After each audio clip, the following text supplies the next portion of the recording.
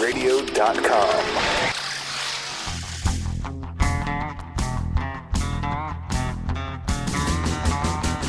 Women with smooth pie, and women who's somebody's wife.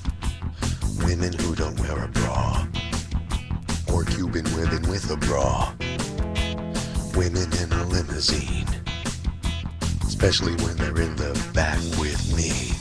Women who piss off management, who can't understand why I don't like men. They want to keep the format locker room gay, but I ain't gonna talk about sport-o-tainment. No, I want women. Women with symmetrical breasts, who like men with tiny chests.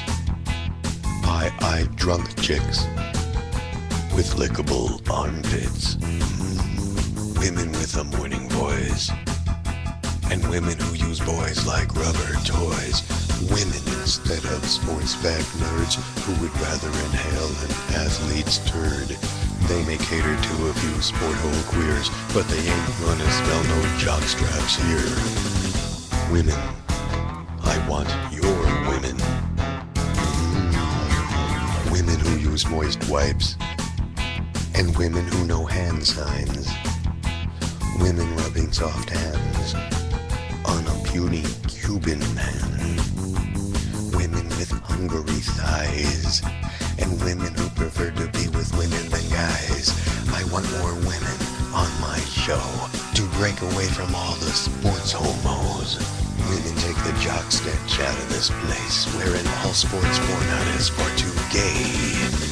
I want women.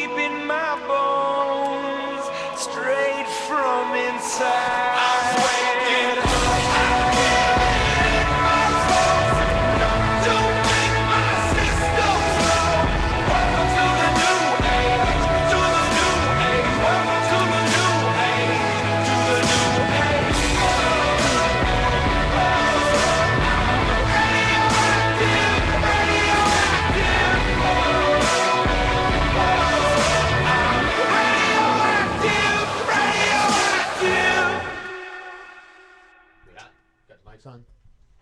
All of them on? No, I could have told you sooner, but I was busy trying to do the Facebook post. Welcome to the show that I don't think anybody's even knows that it's on right now or used to it, because usually I post, I don't know, an hour, a half hour ahead of time, but I was busy eating my takeout food. Bruce Silverman is here, ladies and gentlemen. Thank you. Go to SoFloRadio.com and click on the Jorge Rodriguez show to get the live picture. You can go to SoFloTelevision.com to get the live picture, or you can hit any of those listen buttons up at the top. And if you're not listening already, then how can you hear these instructions? I don't know. Welcome to the show, Bruce. Randi's here. Hello. From her trip. She wasn't with us during the last training day, so this is training day for her. And Jack is there. I have to resist the urge to call you Black Jack, because you understand that a nicknames kind of develop all by themselves in my world in here. And I know like 5 other Jacks, you see. And because of that, they've all got their own distinct nicknames. For example, Cadillac Jack is the most common Jack in my life. Okay. He's Danger Girl's uncle. You met Danger Girl. She's my sidekick, my daughter's mentor and nanny. Everybody's got nicknames. Yeah. And so I got my brother, rest in peace, was a Jack. So you're lucky you don't have to compete with him, right, Joaquin? But that, since we grew up in America, and Joaquin really confused people. They went, Walking. Your name is Walking. Yes, my name is Walking. Walking home. What sounds weird to you? Me? No, I hear some music. Sounds like she's playing. Open things up and shut them down again. I'm looking over here. Oh yeah, she's playing. Yeah, turn that right there. The Google Chrome, right there. Close it. She is playing. Note to self. Well, it was automated because we had the sheep. The sheep play comes on at 3 o'clock. Now write yourself a little note. By the way, I have your notebook, Jack. It was somebody else's notebook. Oh, you have that? Yeah. I brought the other notebook. Okay, cool. Oh, here you go. This was, I forget who it was. It was this notebook's been passed around more times than my wife at a party. Right, that's the one. It was. I don't need that. You actually didn't read the memo from last Friday. Change that auto thing on Friday. No, I didn't, because that's not in my notebook. We're all notebook people over here, especially Randy. We live by the notebook. This is my show notebook, and then I have my to-do notebook, and that isn't it. So we'll have to re-automate the she thing. I had it set up to start playing right away at 12 o'clock just because you never know. Right. You never it's going to go. Part of the lessons that I'm teaching the kids over here, and I'm so old I get to call these people kids, Bruce Silverman. We'll get the controversial stuff momentarily. What, you're on, or you think you're too hot? I don't think I'm on at all. You are on. I can hear you. It's your headphones that aren't on. Probably that was your headphone thing. Trust me, I can hear you. You think it was that? On I'm my gonna adjust show, your microphone. I have a lot of issues. You're gonna get used to my mental problems. OCD, yeah. Downward pointing microphones like Lemmy from Motorhead. Only Lemmy is allowed to aim his microphone down. Because he likes to sing like this. There's those spades. He likes to look up and have people look at his moles on his neck. So only Lemmy is allowed to point his microphone down. Otherwise, it reminds me of Droopy Penis. Yeah. And I just and by the way, on more than one occasion, I have seen microphones fall out of the holder because they were aiming downward. So don't let me see downward pointing microphones. What else? Speaking of my mental issues, we'll get to my houseplant issue. Oh. Thanks to Mom. Oh. My mom just screwed my head up so many ways because she is a crazy person. I was raised partially by my insane mother and my not insane sister. That's how I wound up in Montana. You're going to get to know all these wonderful, colorful life stories. Back to colorful. All of the Jacks in my life have nicknames. Jack Charles, a.k.a. Jack Frost, just happens to be the only one who is black. So already when I say to people, oh, wow, I just turned my headphones up really loud. People ask me, what are you doing? Where are you going? It's like, oh, I'm going to the movies. I'm going skating. Who are you going with? I'm going with Jack. And they go, Cadillac Jack? And I go, no. And they go, Jack this one? Every Jack has a nickname. No. Jack this, Jack that. No, Jack, the new intern that I work with. And they say, oh, Blackjack. Yeah. The only one AKA Jack Blackstein. Yeah. So I still like Jack Frost. I like Jack Frost. That's going to be your official name, but I'm afraid that nicknames tend to take on a life of their own. So I'm trying to tell people Jack Frost, and they're like, I'm not going to remember that. It's just you have a black intern. His name's Jack. It's easy to remember. Randy's easy to remember. Although we talk a lot about Randy Rhoads on this show a lot, so that might have to give because she spells her name the same way. And Randy and I have worked together way back in the early days of AM my AM radio career when I was still a part timer. That was one of my gigs, was filling in for Randy's permanent producer back in the WIOD days when she would do an evening show, and now she's moved on to big, better things. She's she on satellite now? She's on satellite, nationally syndicated. I don't know. She's nationally syndicated by Premiere, at least for the time being. These things change really quickly all the time. So now that you got the characters, we got Randy Rocks over Randy here. Rocks. We got Jack Randy Frost, Rocks. aka it's going to be Blackjack. I'm just telling you. Yeah. And I'll tell you, I got a geeky story about why that isn't a bad thing. Back when I used to play tabletop role-playing games back in my teenage years, one of the games that we played was a superhero-based role-playing game. It's called Champions. It came out like right after Dungeons and Dragons. We threw our Dungeons and Dragons crap away so fast when we could do a superhero role-playing game where you could design your own superhero. In very short order, I became and careful how you say this, because when you run the game in Dungeons and Dragons, you're the dungeon master. For every other game, you're the game master. I have to pause when I say that. Make sure that M-E gets pronounced. You're in the there. game master, not the game master, Bruce. Yeah. You're the game master. So I became the game master, and so I had to create original heroes and villains to interact with the players. And one of the first, they weren't heroes and villains. They were just a group of people that lived by their own rules. And my friends in Montana didn't know anything about Miami, and I had a map of Dade County. Right. That was going to be the Kingdom? area. That was going to be the area that everybody's going to be playing in. And I had enough surface knowledge to go. Now I know where Game of Thrones came from. That's right. Exactly. So this old guy was playing Dungeons and Dragons and came up with his own story. So I created this original group, and it was a bunch of people that, a bunch of street punks that lived in Miami of all different shapes and sizes and powers and races and everything. Right. But they lived on their own. They lived outside the law. They weren't criminals, but they lived outside the law. They were kind of like vigilante, anti-hero kind of things. Like the Warriors? The leader, exactly. Okay. Their leader, the character that was their leader was Blackjack, and he was a black guy that rode a motorcycle and knew martial arts, and used, among other weapons, the blackjack. So he'd hit people because he wanted to knock them out and not permanently injure them, so he would use a blackjack. But his name was Jack, and he was black. And he rode a motorcycle, and he had a shaved head because he was always taking his helmet on and off. Okay. And he was the leader of this particular group. How do you like that? So That kind of Sounds sounds hygienically disgusting. hygienically disgusting? A bald Because head. he shaved his head? Thank you very much. I mean, I'm just saying a bald head in Florida with the sweat and all that Well, going see, that's on. the whole is- thing. If I think I pulled this look off well. I mean, yeah. If you've ever First you been, ride a have you been motorcycle guy? Because I grew up. I never rode a motorcycle. I was always a passenger. Have you been motorcycle guy? Because I grew up. Yeah. Why are we hearing that back? Great question. What was that coming from? That happened because he made fun of my bald head. That's right. It's karma, baby. And then after you rub the head, that's when it activated. Let me see here. Yeah. I hope that's not going out over the air. How did you make that sound like that? Great. Oh, turn that off. Close that. I hope that's not going out over the air like that. Where's my phone? I bet you 500 people are texting me saying, "You're hearing an echo. We're hearing an echo back." That's why this is all called training You day. figure that out. When I was in high school, I played on the tennis team. Right. And it was 10 Jewish white kids and one black guy. Okay. And he he have was a shaved Jamaican. head? He was Jamaican. How'd you So work that out? He made the team. Oh. So he called himself, you talk about nicknames, he gave himself the nickname Jamaican. Jamaican. Different. Mazel tov. Yeah. He was okay with that until we told him he needed to have a bris. Oh, okay. I want to convert to Judaism, and yeah, there's going to have to be major surgery. You lose 3 Right inches. now. You lose 3 inches in the deal. Oh yeah, that's what I hear. So True meanwhile, back to story. motors. I used to We have gotta to wear a negotiate motorcycle that. helmet all the time, and I can tell you that it's hot and oppressive when you have hair, and when you take their helmet off, you have motorcycle hair.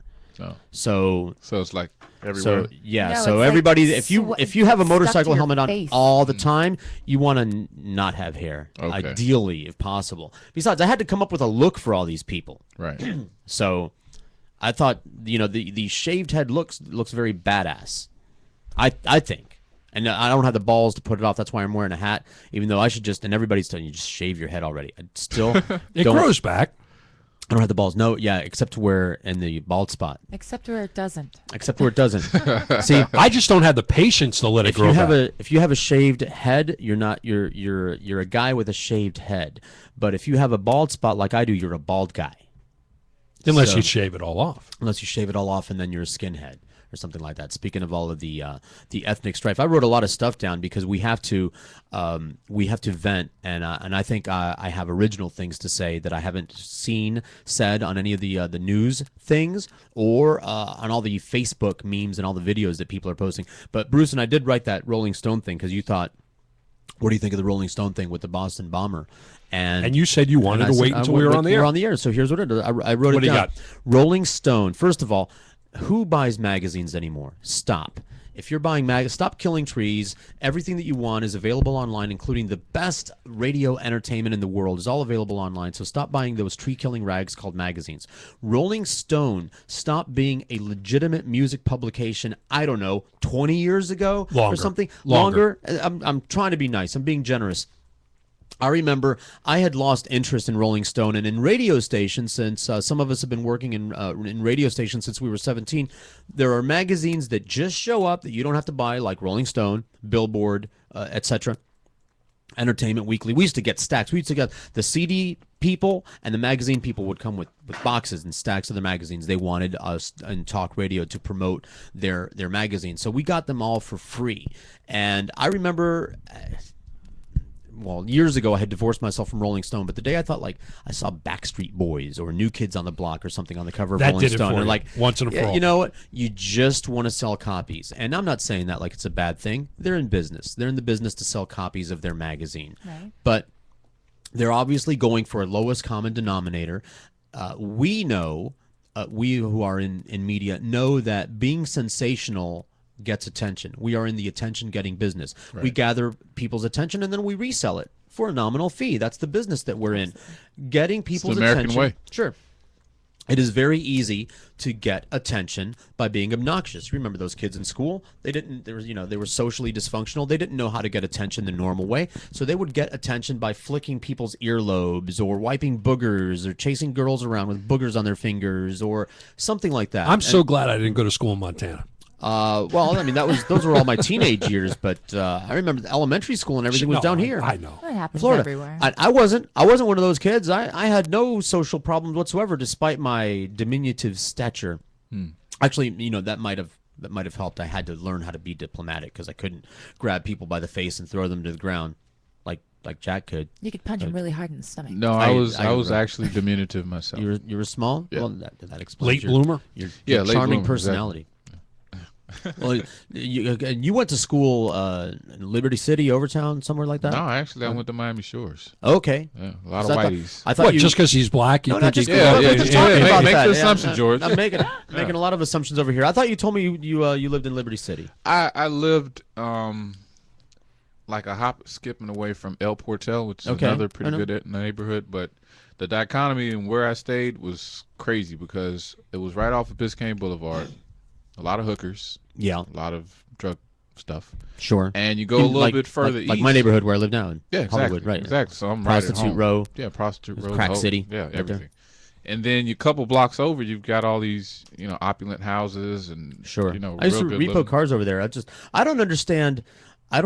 Coconut Grove. Is there an invisible wall? Exactly. It is. It is. I don't even. It's a lot of Southern Florida is kind of built like that, where it's an invisible But wall. I've never seen such a, because you said dichotomy. I've never seen such a disparity. I mean, you go across the street. Yeah. And it's like, whoa, Yeah. what the hell? It's happened? almost like it could be raining on one side of the street. Wynwood. Yeah. Wynwood is a happens. perfect example. Wynwood is a happens perfect too. example. You've got Midtown. I mean, since they've dressed it up a little bit, it's a little bit more bohemian. But Wynwood is a perfect example of that, where you have Well, Wynwood's coming back. it's coming back, but before you had Midtown, and then That was me. Do her. She's two. She's number two. That's me. You keep turning me up. There you I'm go. number 2. there you go. Now you can hear me. Now I can hear you. I'm number 5. Creepy. But you know, the dichotomies there is crazy down here. It's a couple of neighborhoods that are like that. But it's like that everywhere. I mean, It really is. I've been to Vegas. I drove from Los Angeles to Wendover, Nevada. That was the longest time I ever spent Wendover. in a car by myself. But driving through Vegas, it almost seems like it's a direct I've been to places. proportion. You go up to Fort Watt, like north of Gainesville, where the mother-in-law lives, and it's the highway. One side of the highway is white folks, and the other side of the highway is But not. you have Oh, that white also- folks. But and they with their own White individual folks. stores and everything. But seriously, that avenue is at like 37th Avenue in the Grove. Where Uh-huh. even the peacocks know that they're not supposed to cross the street. You're absolutely right. But Yeah. if you go to areas in the South, you go into North Carolina, South Carolina, Georgia, and I guess the reason you we mean don't notice it. up north in the south. Yes, up you north have to in go, the you have to south. go north to go south. Yeah. To go to the south. I think the reason you don't notice the disparity as much is because people live on land. In South Florida, we're on top of each other. But you could go and have $1 million house in the South, going up, quarter of a way up a mountain, and pass double wides and single wides and Absolutely. shanties. Sure. And look down on these. And you can have $1 million house next to a double wide, next to $1 million house. Right. But in South Florida, it's all because it's on top of each the, other. the canal network where my house used to be, since I don't have that house anymore. My boat's still back there. Anybody want to buy a boat cheap? All you need is an outboard motor. They stole my outboard motor. If you tool around the canal networks, you'll see beautiful McMansion with a concrete dock and hydraulic lifts for their cigarette boat, Right. next to Jed and all his kin, with the rusty chain link fence and the laundry drying. Because on top Jed of the hasn't fence. gotten the offer that he wants to sell his house That's so somebody right. can knock it down and build a McMansion. Right. That exactly, because it's waterfront property, and there you go. And somebody just picked up my property for really cheap, and it wasn't you, Bruce. How long do we have you here for? Because I'm gonna As long as you want, I'm I'm happy to. Oh, see you later then. Okay, see you. I'm out of here. It's so great to sit on the George Rodriguez It show. was very unexpected. Well, yeah. This was a walk-in, ladies and gentlemen, like Joe Costello when we did the anniversary show. Just walked right in. Surprise. It's fun for me to see how other shows are done, because when I Well- do my show, I'm in my studio, Right. And the Caddyshack is far different. Well, you're one of those people that self-flow. self-produces, which I can't. I need at least another person, and to do the show too. Oh, Yeah, well, because I can't do it by myself. I don't know how. I prefer having It's nice to have people an in the entourage, studio too. with me. I need someone to talk to. Bounce ideas off of opine. I need someone to just, if they could just sit there and nod. They don't even have to speak English. They can just sit there and nod and pretend they know what I'm talking about. That's helpful. Most That's of all the that time, I matters. do have a producer, and I prefer to have somebody to talk to. Every once in a while, you don't.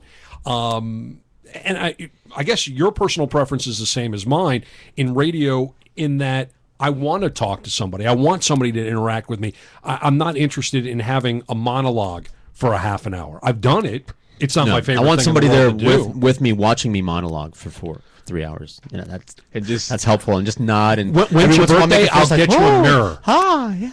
I'll get you a mirror. We'll put it right up there. You can look. No, I want All right. somebody that likes me more than me. So if we're going to have a conversation, let's go. Let's go. You Well, I talked got a about this. page full of stuff, but I don't. The Rolling Stone thing. I was ready. The Rolling Stone thing. Stop buying Rolling Stone. They stopped being relevant at never least started. 20 years ago. At least it used to be. The Dr. Hook did that song, cover the Rolling Stone. I probably have it here. That's why I have my laptop. Where the hell is it? I don't even have Last it. time I heard that song, I was watching Almost Famous. Yes. Yes, that's Last time I heard that song, I was Why- watching. why is that coming Almost back? Famous. Because it was an important statement, and Where's it can't No, be stop. played again. Where's that coming from? we had to hear it twice. How do you do that? Did something pop open? I want to know where that's coming from. That's a really bizarre thing. Don't open that. I don't know what's playing over there, but it bugs me out, and it's not going over the air. So just don't do that. Whatever it is that you're doing over there. I didn't know if you had anything. If you just wanted to stop by and visit, because I have a page full of notes, but it was going to be very long-winded. It was going to be a very long-winded conversation before we get into silly stuff like the Emmys and shooting down drones and things like that. I was going to just milk this really slowly, but we had like part two big racial discussion with Trayvon, and it's just a coincidence that these people here happen to be colorful. Just a coincidence. As a matter of fact, I don't know if I told you this. Randy. Translation: black. No, actually, I think it had to do with Randy's hair. Block.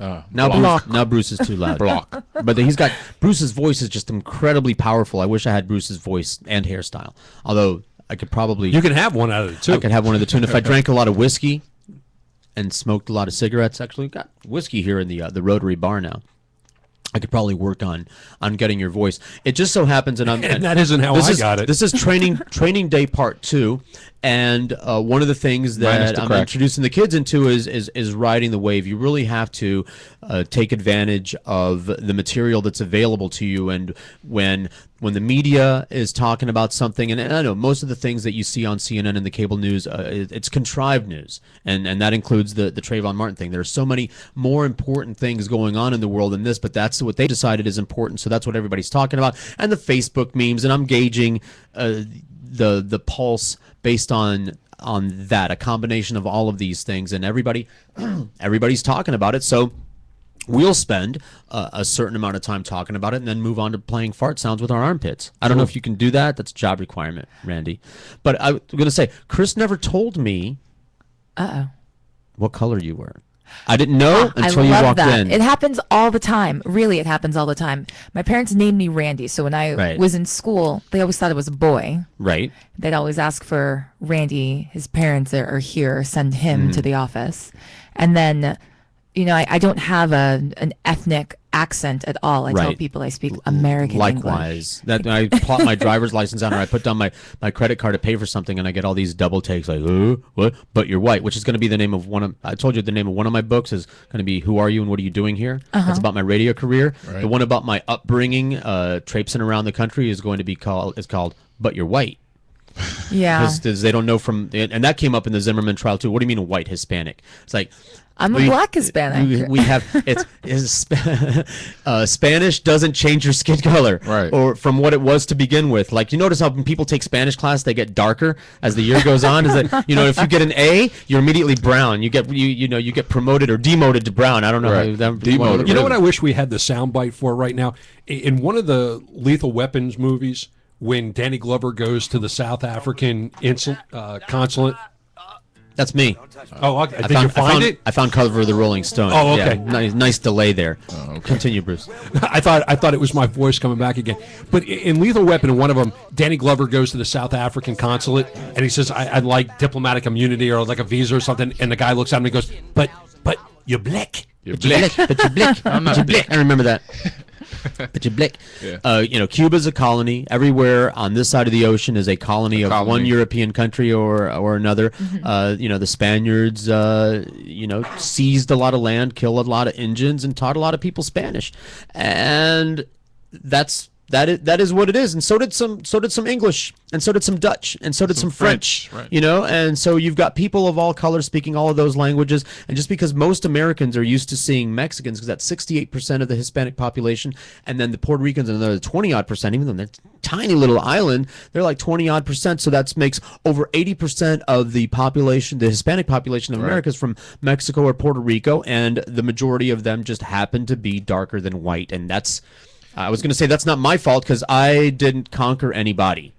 I feel like a lot of these topics, or Zimmerman type of things, or the OJ things, it's almost like a re-education on American history. Because all the time, because in a very large way, it brings us back to the conversation again. The genericans like to pretend that they didn't come from anywhere. That's my term for people that like to pretend that their ancestors didn't stow away in the bilge of a barge to get over here. The Caucasoids, right? From the Caucasoid Mountains. Yeah, they're from the Caucasoids. They sprang forth from American soil. Their ancestors didn't come from anywhere, and these statements, these bumper stickers that I see, American. If you use a hyphen, you're not one. I go, you're an Irish American. They have the Irish pride. They have Italian pride. pride. They have all these things, and then don't get me, and Bruce is Jewish. He's a white guy, but let me see. Your people have their own calendar, their own food, their own country, their own language, their own holidays. But I'm a white generic, and I meet so many Jews that go, I'm not hyphenated. It's like, and Neil would say that all the time. It's like, dude, you speak Yiddish. You don't go 5 minutes without throwing Yiddish out there. I don't pepper my language with as much Spanish as you do with Yiddish. We used to say in this country that we were a melting pot. That's a good thing. And it is. Alloys I are like the strongest tossed metals. salad. But now, Oh boy, what was that? We'll be talking after the show. you're gonna fit right in, Randy. I like the idea of tossed salad because it's not really a melting pot. A melting pot would be, like welcome to we're all the George Rodriguez homogenized. show. Homogenized, Yeah, right. yeah. No, But Sounds more tossed like salad, an orgy. everybody It gets is. to keep It is. their- They're little pieces. we used to be a melting pot, and that was a good thing. I get It to be was the a cherry term. tomato.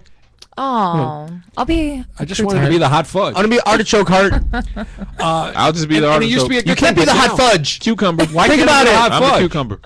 You've I don't want to be vanilla fudge. That was I didn't like that as a band. You're the gefilte fish. I'm sorry. You're Ay, gefilte. ay, ay. Wait, so were you surprised when you met me and you saw that I was of Pleasantly, color? and now I got the joke because when we had our phone conversation, I said the ideal co-host for me because I want to have a balanced ticket. Remember this I do- conversation? I do the ideal remember. co-host would be a black lesbian. A black female lesbian. That would be ideal because then I can You'll cover all corners. because I'm white and Hispanic, so that's pretty covered. And I'm Jewish enough because I'm going to conversion class very soon. I'm a Jew wannabe. Are you really? I want to. I really. You know, my parents Seriously? sent me to I a seriously want to Jewish convert. school.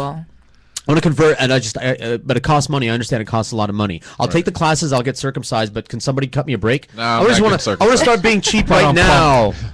My parents sent me to a Jewish private school when I started my education That when we sounds were living fun. in New York. I thought I was Jewish until we moved down here to Florida. My parents had to break the news Actually, to me. Actually, Yeah. The funny thing about it is, I'm I all am messed actually an ordained minister. Of Judaism? No. Oh, okay. Did you get it online? Yes. Yeah, I'm going. Friends of mine are getting married in November, and we were out to dinner one night, and somehow, as a joke, I said, well, I'll marry you or something. And they looked at me, and they go, that's a great idea. Beautiful. That's funny. And weeks went by, nothing was ever said, and said something to my girlfriend. She said something to my girlfriend, and she said, no, really, we want Bruce to marry us. So I went, I found the ministry, I think it's called, online, and I did it because that's where Conan O'Brien became a minister. And I figured if Conan O'Brien and Kathy Griffin can be ordained from this place, I'll do it too. So now I can do weddings. Did they have a prerequisite of having red hair? Apparently. No, but you'll be out. But the next time you get your color done, Randy, go you red can go red instead and of you'll be all blue. good. So I don't know if I can make you no, you're Jewish, gonna be but I rabbi. can marry you. No, I don't want to. Yeah, we're not walking down that No, path thank you. again. Never again. But I do. I'm right there with you. I have a lot of Jewish envy, and I sincerely want to convert, and I'll go through all the procedure, and then for irony, I'm gonna get a Star of David tattoo over here. I got my Maori tattoo. I was going to say, do the star first, so that way when you become Jewish, you could Yeah. say, I don't need. I don't really care about getting buried in a Jewish Actually, it's cemetery, a but I do fallacy want now. to be an Israeli citizen and get that free health insurance that they have over there. And you get, and Cradle they to give you a grave gun. and I can shoot Palestinian kids, and it's not only is it okay, but they throw me a party. It's a mikvah. No, mitzvah, not mikvah. Oh, mikvah's that bad. Yes. Which you're not invited to. That's the part of it. Yeah, that's I'm what not you gonna think. I've been skinny dipping in a mikvah. Don't worry, upstream. I'm not gross. I'll tell you all about that later. I hang out with a lot of Jews. I love them, Jews and Irish people. And I just got a and message now- from a rabbi. You think really? Will he give me a deal? I will talk to her, yes. Oh, female rabbi, awesome, perfect. Yeah. That would she's be beautiful, beautiful. too, That would so. be perfect. Well, I think Jack's got that break loaded up. Let's take some breaks over here. Normally we take them every 20. Let's take them every half hour since we're so long-winded and having such a good time. Right. And and training day continues when we come back. I've got some racial points. That's okay. SoFloRadio.com is the cue. Now you can hit it. That's what she said. I know. Training day. SoFloRadio.com. We bring the chicks. Strawberry patch and smoothie. Come Get your hands off me. Huh? I said don't touch me. I shouldn't have went to that party last night. Now I'm seeing talking fruit. You're not dreaming, Bub, of it. And you're not putting me in that blender to do. But you're just a fruit. Who you calling a fruit? You are. You're a delicious passion fruit. Why, sure, I'm passionate. How would you like to be blended, huh? I got right, you know. Customers waiting. You gotta go. Yeah, but wait, you can... At Power Smoothie in Aventura, we show fruit no mercy. Always fresh, always delicious. To make the best smoothies and wraps on earth, try our new cilantro lime-alicious wrap or our hot chipotle chicken. Power Smoothie in Aventura, located just north of the Aventura Mall in the Promenade Shops. Or call 305-792-5338. Open 7 days a week. When you're ready to actually lose weight safely and steadily while being monitored by a physician, the Weight Loss Clinic of Dr. Kim Jacobson is there for you. The family medicine practice was established by her father in 1956 and continues as a medical practice that now specializes in weight reduction. Dr. Kim Jacobson joined the practice 20 years ago as both a family medicine practitioner and weight loss specialist. The Weight Loss Clinic utilizes a combination of appetite suppression medication and vitamins to produce great results, usually 3 to 4 pounds per week for most patients. Now you can change your lifestyle while still enjoying your own food, just less of it. They offer a choice of 2, 3, or 4-week plans. So whether you just need to lose a few pounds or a lot, the Weight Loss Clinic of Dr. Kim Jacobson can help you. They're located at 5454 Northeast 4th Avenue in Miami, just 2 blocks west of 54th Street and Biscayne Boulevard. Call them at 305-751-0091. They'll be happy to answer any and all of your questions. That's 305-751-0091. Get started on a beautiful new body today with Dr. Kim Jacobson and the Weight Loss Clinic. Social media marketing. You know your business needs it, but you have no clue on how to do it. And who has the time? Don't worry, you're not alone. Mouse Media is here to help. Mouse Media has linked creativity, art, and technology to expand your web presence and increase traffic to your site. Visit them at mousemedia.us. That's mousemedia.us. Or follow Mouse Media on Twitter and on Facebook. mousemedia.us.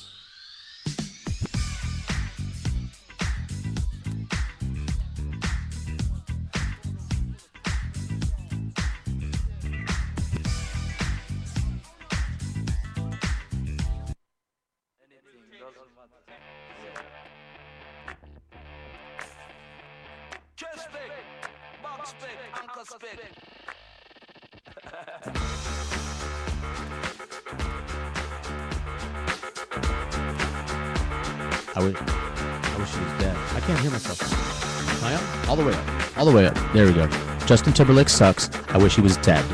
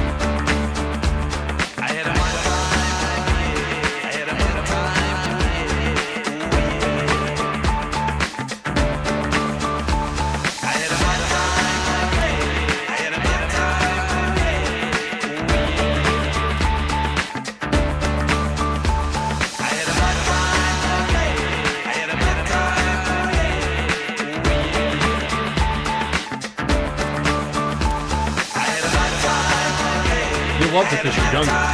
You know, when I say mic's on, Bruce, when I say mic's on, that's your cue to stop talking. I guess it's training day for Bruce here, too. That's what the mics will be on when the song ends. Bruce. That's what you see my post, it's training day today. Bruce does the show by himself, so he doesn't have to worry about somebody else doing something no he doesn't rules. want. I know. Thank you. That's teddy bears, by the way. I like teddy bears. I have no idea who's in that band or in that group or anything like that. Meanwhile, back to training day. I just posted, so people might be tuning in for the very first time. The Skype line is up. If you want to Skype us, the Skype name is SoFlo Radio. If you have a regular phone, it's 954-99-0036, 954-990-0036. Luis, the artiste from the Powwow, will be calling in at some point, so keep an eye open for that. He's going to be promoting his event tomorrow, not at Comic-Con, something or other. I'm not sure what that is. I know I should know all about the inner workings of geekdom. But my geekiness is only one of the many facets in the multifaceted individual that I am. I'm kind of all over the place. Luis a call. I'm a Renaissance man. We're all over the place. I'm interested in a lot of things except for the games other men play, and that's where Bruce comes in on his show every Monday here on SoFloRadio.com from 7 till 9 o'clock. Silverman on Sports right there. Front and center. Meanwhile, back to the history of racism. And by the way, DJ Special K is supposed to be popping in at some point, so that's when we'll swap out guests. Okay. Because if you've been to my apartment, now that I've got most of my books moved in, I've got all my religious books on one shelf, and then I've got all my history books on another shelf, and some of us are really interested in like science, and I was one of those little kids that wanted to know why. Why is the sky blue? Why is it raining? Why do the tides move in and out? Why are people a different color? Why do we speak different languages? Why do some people live in igloos and some people live in huts? Why? And I've got a wonderful collection of atlases of world history and a timeline series. Together, they're wonderful things because they let you know what's going on in a for every time period, what's going on in that part of the world, where you see that this group is starting to develop a culture like agriculture and cities, and this group over here doesn't even exist yet. They're not on the grid yet. They haven't made anything lasting. They're not even making clay pots yet, and that goes for my own ancestors. The way that it all started. And by the way, long before humans came around, you ever notice? You watch nature shows. We all watch those Animal Kingdom nature shows. You notice how the wildebeests all hang out together, and the zebras all hang out together, and the hyenas all hang out together, and it's not a coincidence. They're racist. Yeah, everything. Exactly. And the birds, you notice how when you see because here we see bird formations all the time. But you notice how all those same kind of birds all hang out together and fly in formation and etc. You notice when you're walking through the park and all the pigeons are all hanging out together, and then you go walking towards the pigeons and they fly away. Right. Not a pigeon. The pigeons identified you as not a pigeon, and they all flew away. Now, I know I'm walking towards the group of pigeons and I'm just on my way somewhere. I have absolutely no intention of kicking a pigeon. None whatsoever. None whatsoever. Still, they fly away from me. I don't mean any harm to the pigeons. Right. I like pigeons. Poop on my car all day long. I don't care. I'm full of nothing but love, but they don't know that. Why are they flying away? Not a pigeon. So everything is programmed, and that's why, and we talked about it on the last show. In English, we have a word called like. There are exceptions, though. 'Cause there are some pigeons that don't give a shit, and they'll just stand there. Well, like, because they are used wait, to... hold on. They're used to There get are actually pigeons that don't give shits? Yes, they Oh. just Well, take them. Yeah, Pigeon shit joke. Go look at my car right now. I'll look show at you. mine. Show you some pigeon shit. yeah, but they'll just Where are stand you guys there. parking? But the point being is that evolution has taught every species, and it's why we use the word like for meaning affinity and similarity. You are like that person, you like that person. I'm like you, I like you. We use the same word because generally speaking, we like that which we are like, and what we are unlike, we don't like, or at least we are fearful or apprehensive of it. And every species is programmed that way by nature. It is our job as humans, because we are so very different from the rest of the animals. We like to think that we are. We like to think that we are evolved past certain natural impulses, like the flight or fight thing that animals are stimulus response. They hear a noise, they run. Right? They see something they don't understand, they run. They need to run away from it or attack it. And we like to fancy ourselves beyond that. Some of us are, and some of us are not. Some of us have yet to evolve. And this doesn't just apply to racism, but you can see in the behaviors of people. There are people that you know that seem to just operate using that same rule system that almost all other animals do, just stimulus response. What they taught, they act on what they're taught. They do not think critically, they do not analyze, they do not take information in and then make an intelligent, informed decision based on the information. Everything that they do is a reaction to stimulus. Sheeples. Sheeple, very good. And I believe Great that that's term, the by the way. majority. That's the majority. I call them the herd or the flock, the sheeple. That's the majority of the human race. They have not evolved past the point of animal, and so they act upon their impulses. This thing called language is new to them, and what they do with language and this new language, this new brain thing that we have evolved, what they do is they use it to rationalize their decisions that their impulses just cause them to make. When I took a sales course, they said sell the sizzle. Get someone excited about your product. Don't try to convince them with logic. Don't try to convince them with logic. People, almost all of the decisions, this is the sales seminar. This is the sales seminar and the set of tapes that they made me listen to. People make almost all of their decisions emotionally and then use what brain they have to rationalize the decision that their emotions cause them to make so that they don't feel stupid after the fact. Impulse. So you've got all these people running around acting bigoted, which is a very natural state of affairs, and then they use their brain to rationalize their bigotry. Ted Nugent, Rush Limbaugh, all these people, they're Larry just Elder. Exactly. They're using their brain to rationalize their bigotry. But meanwhile, back to prejudice. Long before, because you understand in the evolutionary course of our species, we did not evolve color first. The first thing was the locking kneecap. The first thing that set us apart from our ape cousins was our ancestors, and this is the fossil Lucy that they found, and among others, but she's the most complete fossil. Everything identical to the apes of the time, with one exception: the locking kneecap, the ability to stand upright, to free. Lots of apes had prehensile thumbs because we climbed trees, and so we all had thumbs. But then the locking kneecap allowed us to walk further and carry weight, because if you can't straighten your knee out, you can't walk long distances. You ever try to walk a long distance without straightening your knee out, or carry a heavy weight without straightening your knee out? It's very difficult. So the locking kneecap allowed us to walk across land and carry heavy loads and scavenge, and we would be able to hunt and gather and carry berries and get dead carcasses and things. And carry things. It freed up our hands to be able to manipulate things and use tools, etc., and so forth. And thus began the human race as we know it. It all started with the ability to walk. And we were all, what color were we? We were hair colored. That's what color we were. We were furry colored. The different racial characteristics that we exhibit today became a product of our environments after the human race spread around the world. The Asian eyes, those narrow eyes, came from evolving in a cold environment. And windy. And windy, cold environment. The fatty eyelid to keep your eyes from freezing. a cold environment, and the effect of the cold environment had more to do with than just the eye thing. And by the way, why did the human race spread across the planet?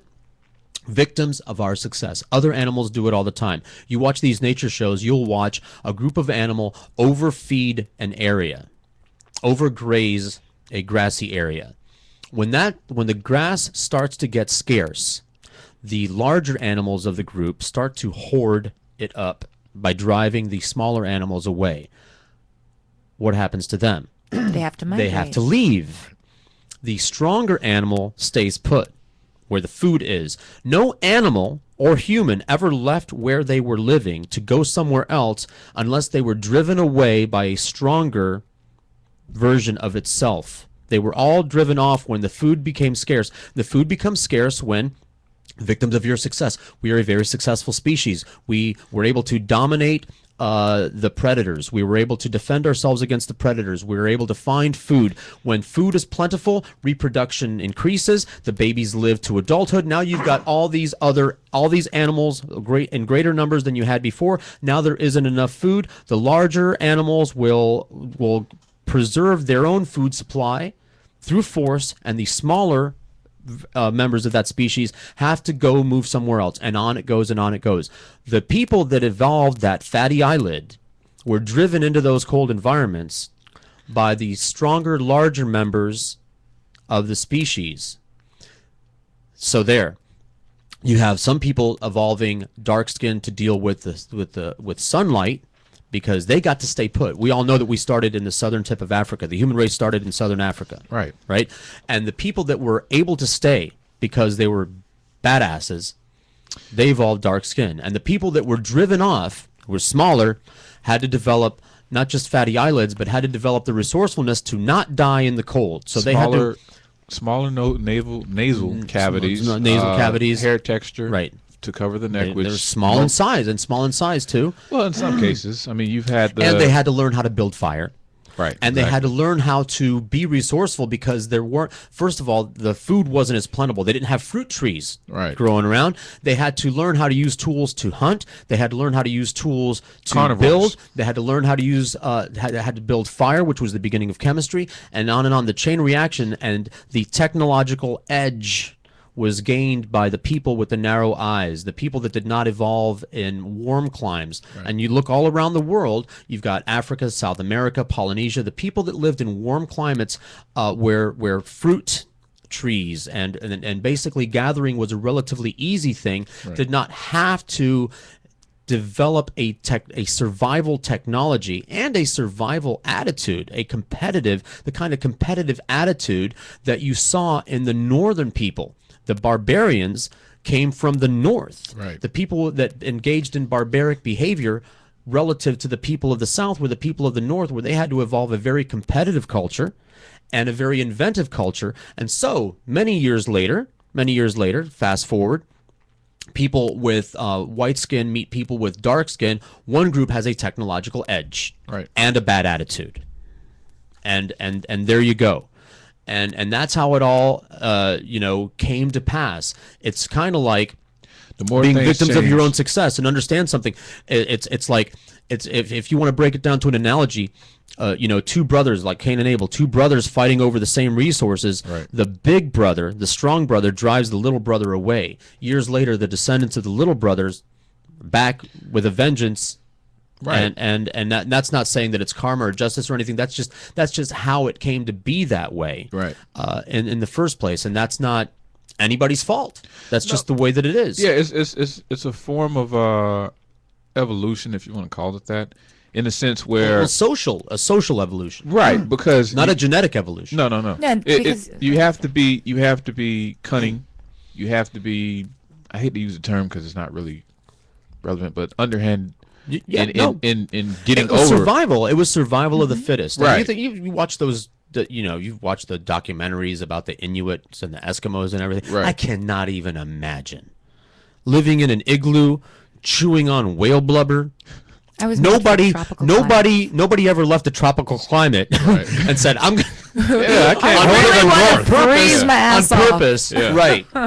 So you had these northern people and everything, and then there's all these subtle differences, like like the Neanderthals that were replaced again from people from the south that that had an edge, and on and on and on it goes. But so then, here, I'm sorry. No, it's okay. So here you go ahead and say your thing, because I finished my point. I got more, but all right. So you're saying that the people from Asia, they had to develop all these technical advances for survival, and then like when the trade routes started, they got to bring all that technology throughout. And remember, China, Asia when Europe met China, China had so many more innovations and so much more technology, and China knew it. And they closed themselves off because they didn't want to share, and so the world passed them by. Well, especially on the medical front. Especially on the medical front. Although, don't get me started. My friend John will call in and start talking about Chinese tiger ball quackery and stuff like that. So that's the reason that I bring up that point is because now we have modern history and all of the things that happened leading up to all of us being over here together. And last time I checked, no one's sitting in this room, and for generations, we're all way past the circumstances that brought us to America. All right, that happened generations ago, and the point with all these people having all these slap fights and everything is what now? Where do we go now? And I was starting to talk to Jack about it. I have a thing, and this is part of it, original points that I don't hear a lot of people making. The human group versus the subhuman groups, and this is I use this term as, for example, we're all members of a greater group, the human race. Right. We're also, and it's not even up to us, we're also members of several subgroups: male, female, black, white, Jew, Gentile, Anglo, Hispanic, etc., and so forth.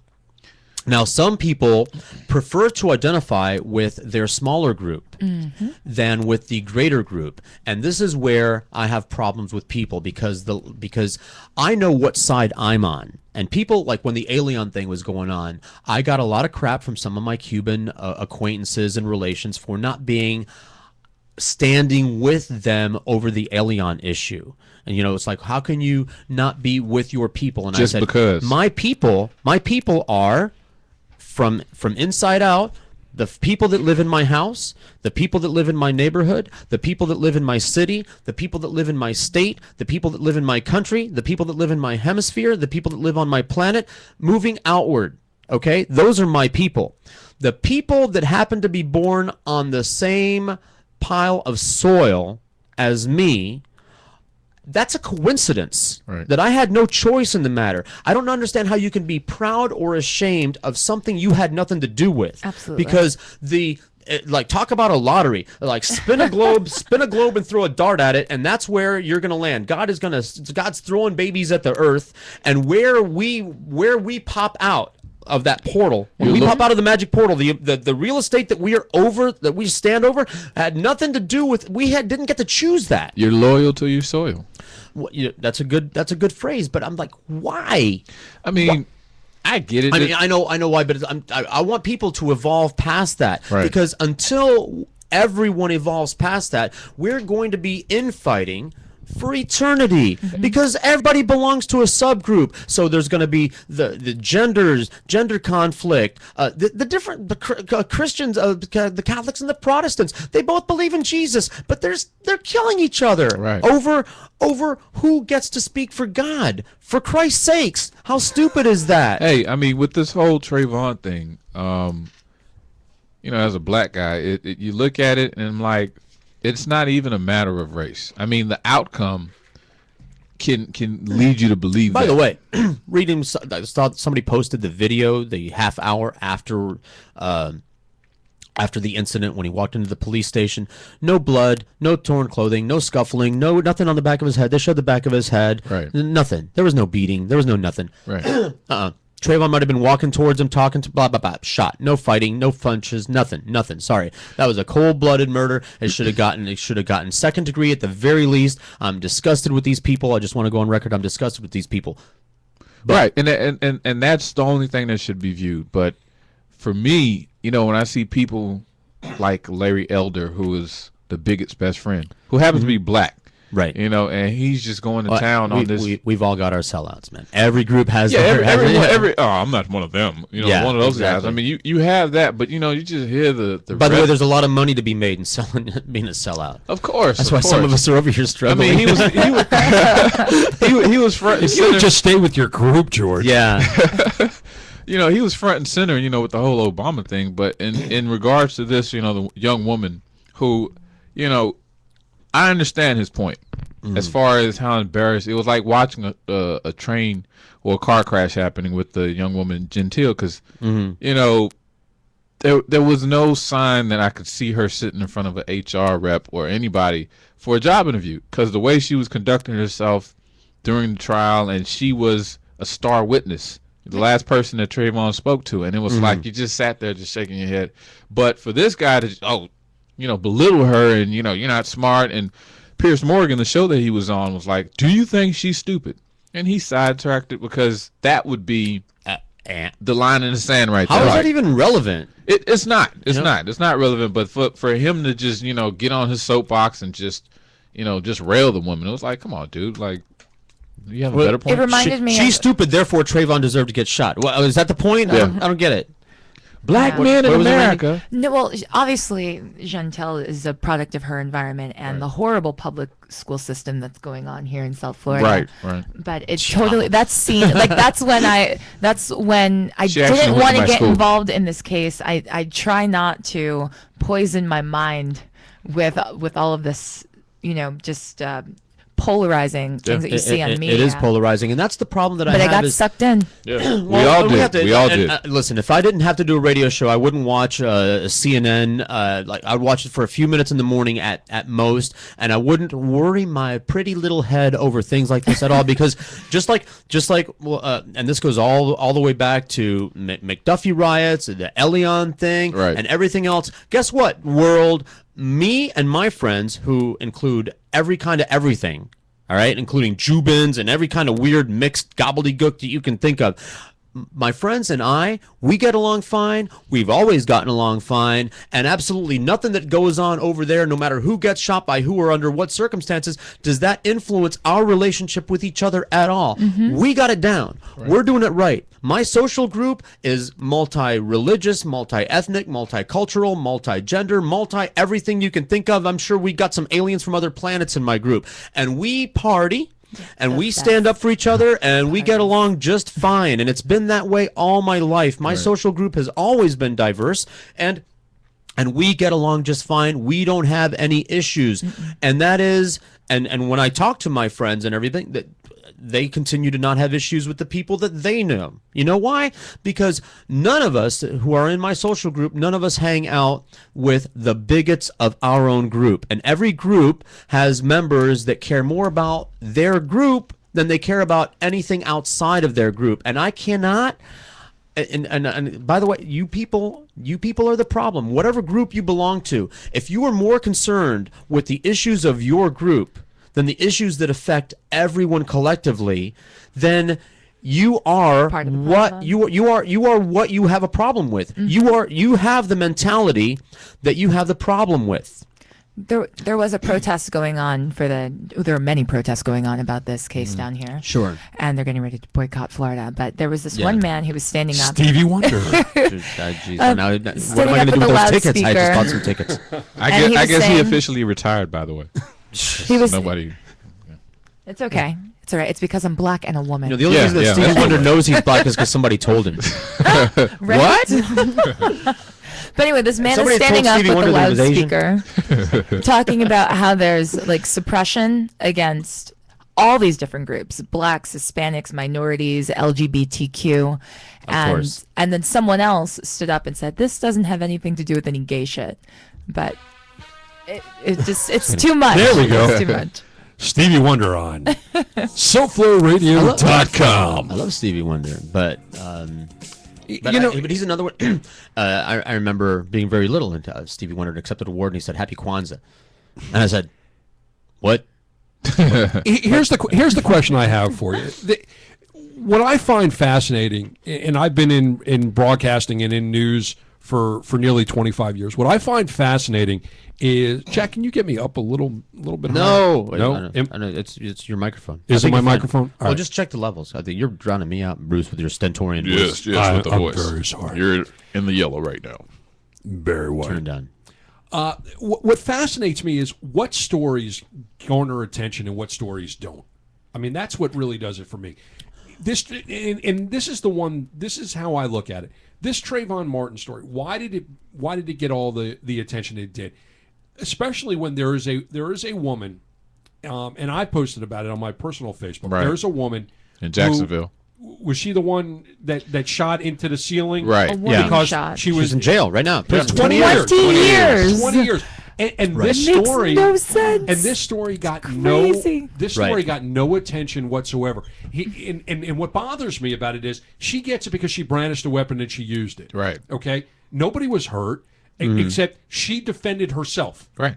Okay. And she was not allowed to use Stand your ground. They initially did, but they dismissed it. So all she does is try to scare this guy that had abused her in the past, Right. had harmed her in the past, and she just didn't want to go down that road again. Right. And there was also a restraining order against the guy. Uh-huh. So she takes out a gun, shoots it in the ceiling, she gets 20 years. Yeah.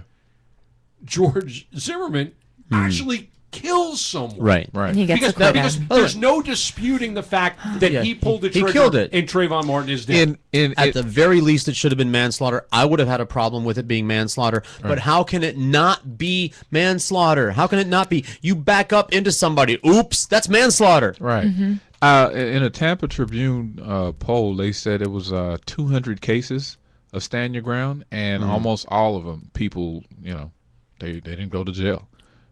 It's just one of those laws that need to be reformed. The system is racist. If you are in a southern state like Florida, you're going to be and your money's not long. You're going to be subject to racism within the system, and that's a sad thing, and that's a tragedy, and that's the big problem that I have is.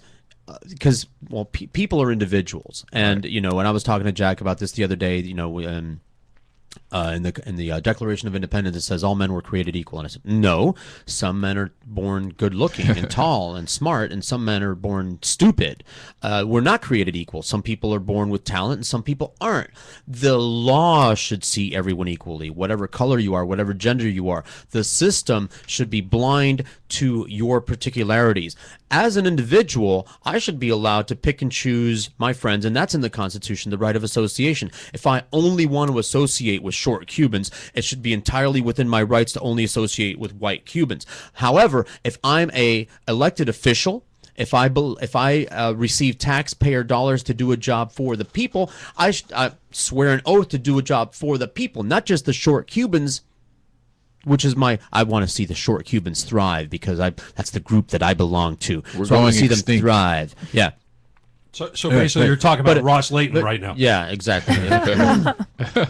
Thank you very much. I really, if I can do it, if I can break with the programming, with nature's programming, to only like that which I am like. If I can do it, and if so many of my friends do it, and if everybody else can do it, then everyone can do it. And certainly But you're the evolved. system. But the system, we are enlightened human beings. When we create systems, and systems are something that we create, like the justice system, we created that. It's a human invention. The courts and the juries and the judges. I hate the jury system, by the way. More on that later. No. But the system should be blind to your individual particularities, because let's say that the system, forget color for a second, let's say that there was a double system under the law where we're going to let smart people go, but we're going to convict stupid people. We're going to give you an IQ test, and if you're smart, then we're going to go easier on you than if you're stupid. Because a lot of people, like Rush Limbaugh, a lot of people are making these cases of saying, oh, black people have more of a tendency to commit crimes, therefore the system should be. So what black people are you talking about? Not the black people I hang out with.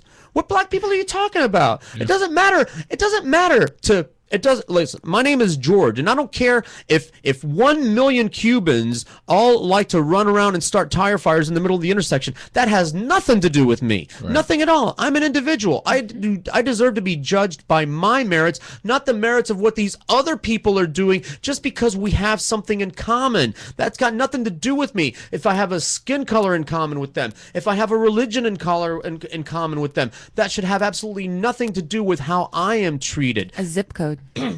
Any courtroom that you walk 33020 is the best zip code in the world, and people that live in and work in the 33020 zip code are better than people who don't. Yeah. There. And we should be allowed to get away with any crime. But that's a subset from a county. Right. No, any courtroom that you walk into, there is Lady Justice with the blindfold and the blindfold. The blindfold is off. That's right. I mean, that's just a symbol. She's peeking through it. She's peeking. How about she took it off? She's not even wearing it as a G-string. Okay. How about this for a justice system? And let's scrap the jury system. You have a tribunal, 3 judges, and the lawyers in the defense submit all of the facts of the case over there. But the name, the gender, because you can tell male, female from the name, the gender, nothing. You just say person A. Person B. Mm-hmm. And absolutely no other characteristics are revealed to the people making the decision. Just the facts, but omit the identifying particularities. Because as we talked the other day, the only time that the color should come up in a conversation is when you're describing someone.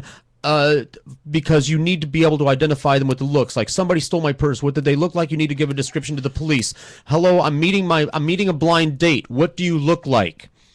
I'm bald and I have a beard. And I'm white. And I'm Jewish, although you can't really tell that right away, but you will later.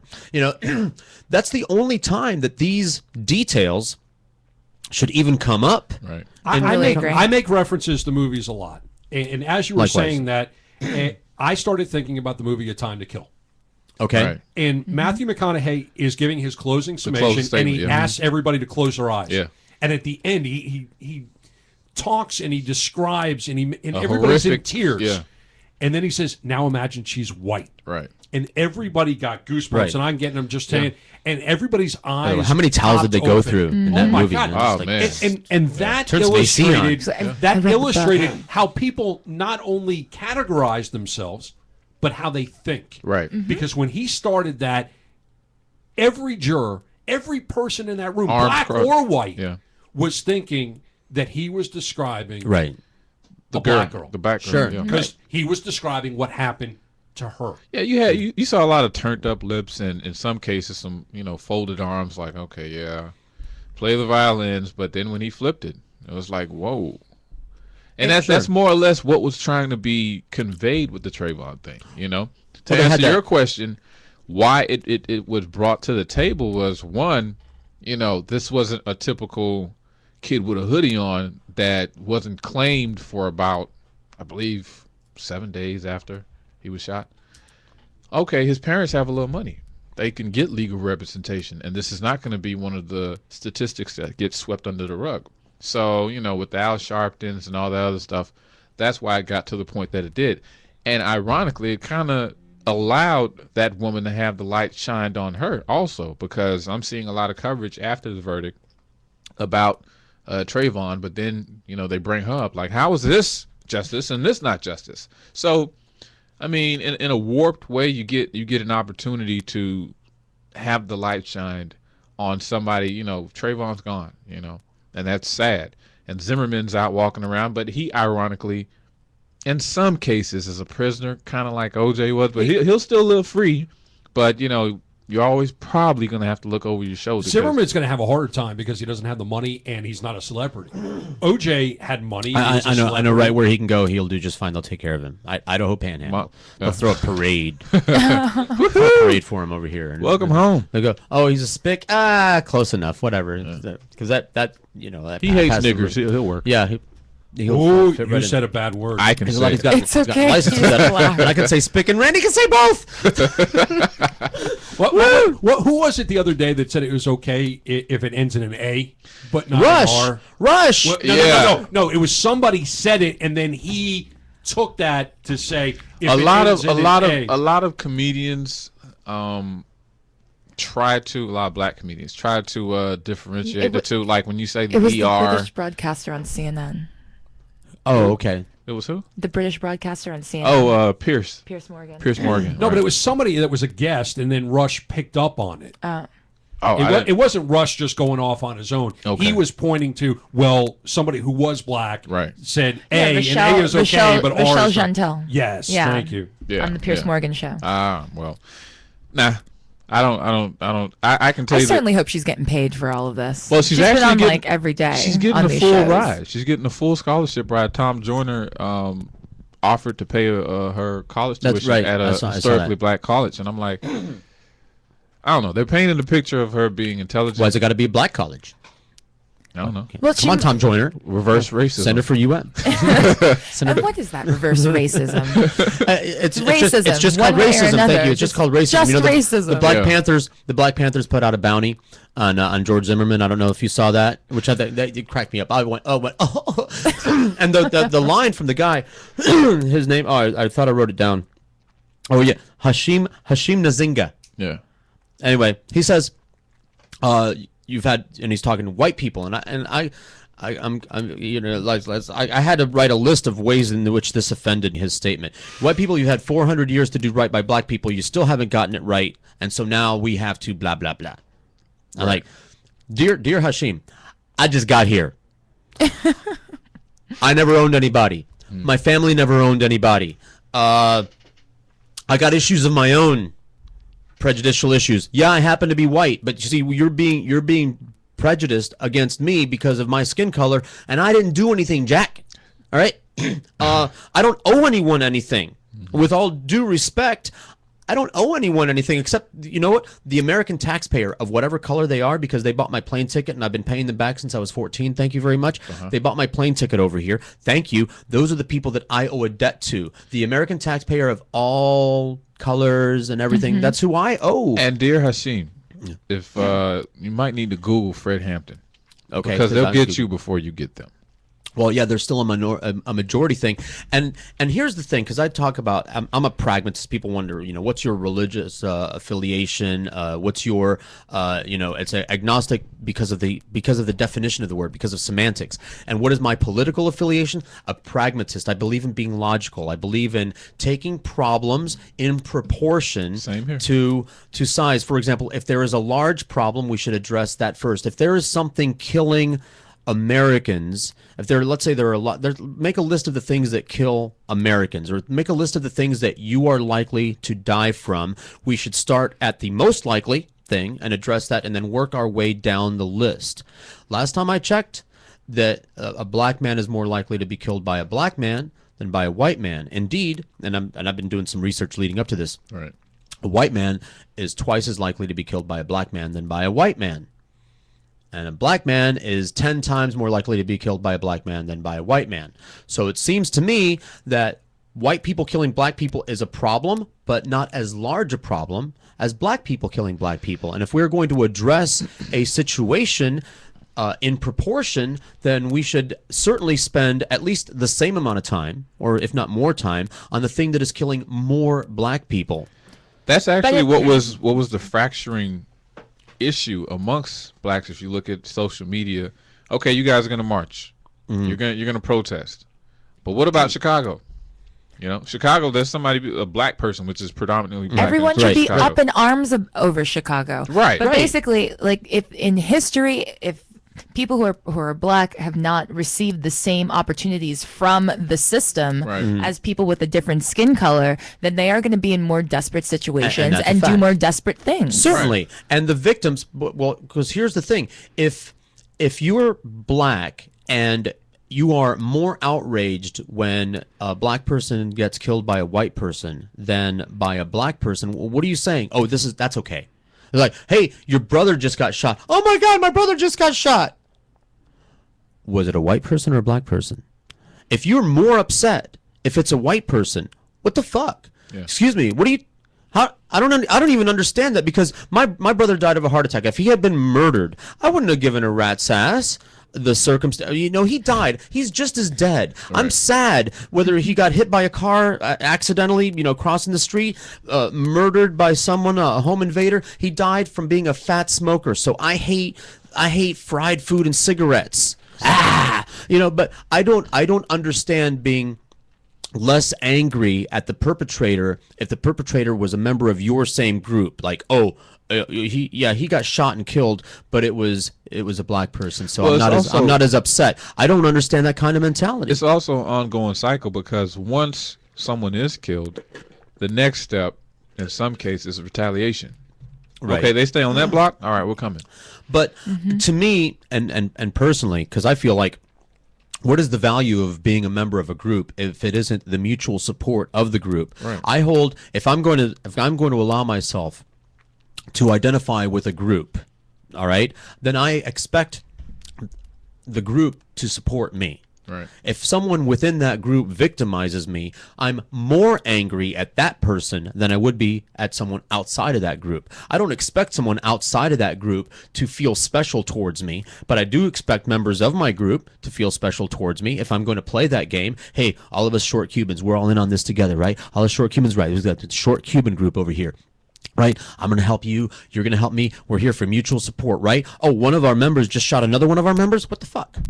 Dude, I'm more upset that it was a member of the group. But I think what happens is if a black guy kills another black guy, and blacks don't, if blacks turn around and say, wait a minute, you can't do that, then all of a sudden their fear is that condemnation is going to filter to all the other groups. So by not showing support, they think that they're going to get less support in the rest of the world, because they're saying, oh, well, that's bad, because everybody else is saying that's bad. And so they feel like they need to protect it.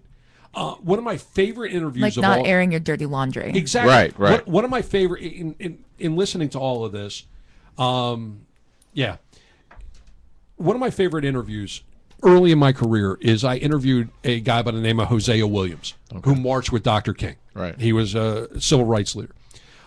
Fascinating man, 45-minute interview in which I asked 2 questions. The only reason I got the second question in is I actually called timeout. I actually had to do this. Right. It was a television interview, so it was kind of weird to see a guy on television go, excuse me, Mr. Williams. He's doing this. But what I'm fascinated about, and you were discussing like Al Sharpton and everything else, at this point, in 2013, do you feel that individuals like Jesse Jackson, Al Sharpton, and those guys who definitely made tremendous inroads and definitely made history 40 some odd years ago, right? Do they help more today, or do they hurt more today? It's a little bit of both. It's a little bit of both, because if Sharpton didn't show, it wouldn't show. It wouldn't give the Trayvon Martin movement what it needed. Just like the Gen 6 situation, it could have been something that was just swept under the rug. So by him coming there, it kind of helped. But at this point in his career or his life, he's viewed as an ambulance chaser, and there's more times viewed by people outside of the race. You have your small faction of people within the race are like, oh, this guy again, he just want to get in front of the camera and show off his perm. No, it's just a case of like, look, he's speaking for the disenfranchised. Those same people that feel like, hey, I'm not snitching, or I don't want to talk. Or I became an Al Sharpton fan when he was running for office, because everything that came out of his mouth, I agreed with. I couldn't help but to agree. He was smart. He was glib. He was articulate. He was funny. He said everything, and he said it in a really great way. And it took me a while to become a fan of his, because of the whole Tawana Brawley thing. And I'll tell you why. And it wasn't because, what was it, a host? Was it not a host? Here's what turns me off. People, if you're up in arms over something that happened to a member of your group, but while things are happening to the members of other people's groups, I don't hear from you. Right. You have no credibility with me. I'm sorry, because the point that you're making to me is you care about someone if they belong to your group, and I'm not talking about just black. I'm talking Jews, everything, and the ADL, the Anti-Defamation League. So you've got a whole group, and you've got a whole bunch of people on staff to get up in arms if someone says something about Jews. oh, fuck you. Then how's that? Because obviously, because I'm not Jewish, so you don't care about me. You expect me to care about you? But they're going to care about you next month when you become Jewish. Exactly. Yeah, See, and that's exactly. I'm thinking about this. I'm thinking about this all the way through. How can you expect to get other people on your side if the point that you're constantly making by your action and inaction is, if something happens to a member of my group, I'm going to get concerned, and I'm going to go and make some speeches, and I'm going to start a campaign, and I'm going to do this, and I'm going to have a reaction when something happens to a member of my group. But if something happens to a member of your group, you're not going to hear from me. But I think it's I can't get behind that kind of person, whatever group they represent, even if I know for a fact that their group is a minority group that is being disenfranchised, that is being beaten up on all the time. Even if I know that, if you identify yourself as a person that is only concerned with your group and the members of your group, then how can you expect me to be concerned about you? You're basically flipping me off by your inaction. Right. And I think, and I'm right there with you, but I think it's also what you just said, the ambulance chasing thing. Right. 40 years ago, 50 years ago, it was being proactive as much as they were being reactive. They were reacting to things that were taking place, Right. but they were being proactive in trying to push civil liberties and equality and everything else. And I think today, with the exception of Sharpton being on television and doing his show on MSNBC, he is only reactive. There is no proactive. Right. And he will grow quiet again until the next. Exactly. 40 years ago, they did make great strides, and they found their message, they found their niche, they found their platform, but their message hasn't evolved with the times. Right. It hasn't. It kind of evolved to encompass everyone. So now they're just playing that same old message. Well, prime example. In the last month or so, there's been a seismic shift in LGBT. Seismic shift With the marriages and stuff. between Prop 8 and DOMA and more states coming on board with marriage equality and everything else, Right. which is a great thing. It's like one of those last dominoes that had to fall in this country for equality. Right. But the other parts, the other groups, because we're talking really, the show has been so far about different groups. It is, right. Okay. Different groups that are looking for equality or are new to the equality party Yeah. are not stepping up with them. If you had Al Sharpton and Jesse Jackson coming to the LGBT community and saying, we're with you. Right. But the problem is, and this goes to what you said earlier, and I was about to jump in, religion is the root of all evil. Right. Okay? Oh, yeah. And the problem is that religion says, according to some people, being gay, bad. Right. Sure. So we're not going to stand with you. Okay? And then Jews are having a problem, and this group over here won't come to their defense because you killed Jesus. Yeah. Okay? And then the Muslims are having a problem, and nobody's going to come to their rescue because 9/11. 9/11, Right. Al-Qaeda. Right. Yeah. Okay? So, and you had a brilliant idea. Yeah. Are you shocked by that? No. Shocked by that. I'm right. No, Write George- it down. Write it down. I got my notebook. George had a brilliant idea that we have trials, and the problem with it is that people still need to testify. But if we had a tribunal or we had a group and they were not given anything other than the facts and no descriptions of anything Absolutely. else, Sure. I think it's a great it is idea. when people And for getting a job, an apartment, and somehow hailing a cab. We got to figure that one out too. well, part of it is because we've become politically correct over the years. So politically correct. But when people have labels, is when we have divisiveness and we have division. Absolutely. When I describe somebody, if somebody said to me, describe Randy or where's Randy, and I would say, I have that one. okay, It's been said for years. Yeah. what I only look black is what someone has. I have literally been introduced as, this is Randy. She only looks black. Well, I've gotten the opposite and of they that. probably meant that as a compliment, right? Absolutely. You don't say have that- to fear her. She's not stupid. I get it because if she She only looks if black. she acted black, if she was black, Right. then no. Then she wouldn't be here. I get. He's Cuban, but not like you'd know. Not You so can't not know. so not so as you can notice. It's like I'm very careful. If Or you don't somebody look says like a where's Jack. so and so, I'll say You over don't. there with the glasses. You do. You but look I like a won't say blackjack. in the funky color hair. I got blue but I hair wouldn't now. go. Oh, the black girl over there. Very colorful. got We've to. come down to this point where everybody has to have a label. Right. You know, affirmative action is something that is a big deal. And if everybody was just looked on their merits and not a ratio of things, and we weren't trying to say, oh, all right, well this school has to be 14% white and 16% black Right. and 35% this. If we would just get away from all of that, we'd be much better off. We live. It's fun. Do you watch the Newsroom?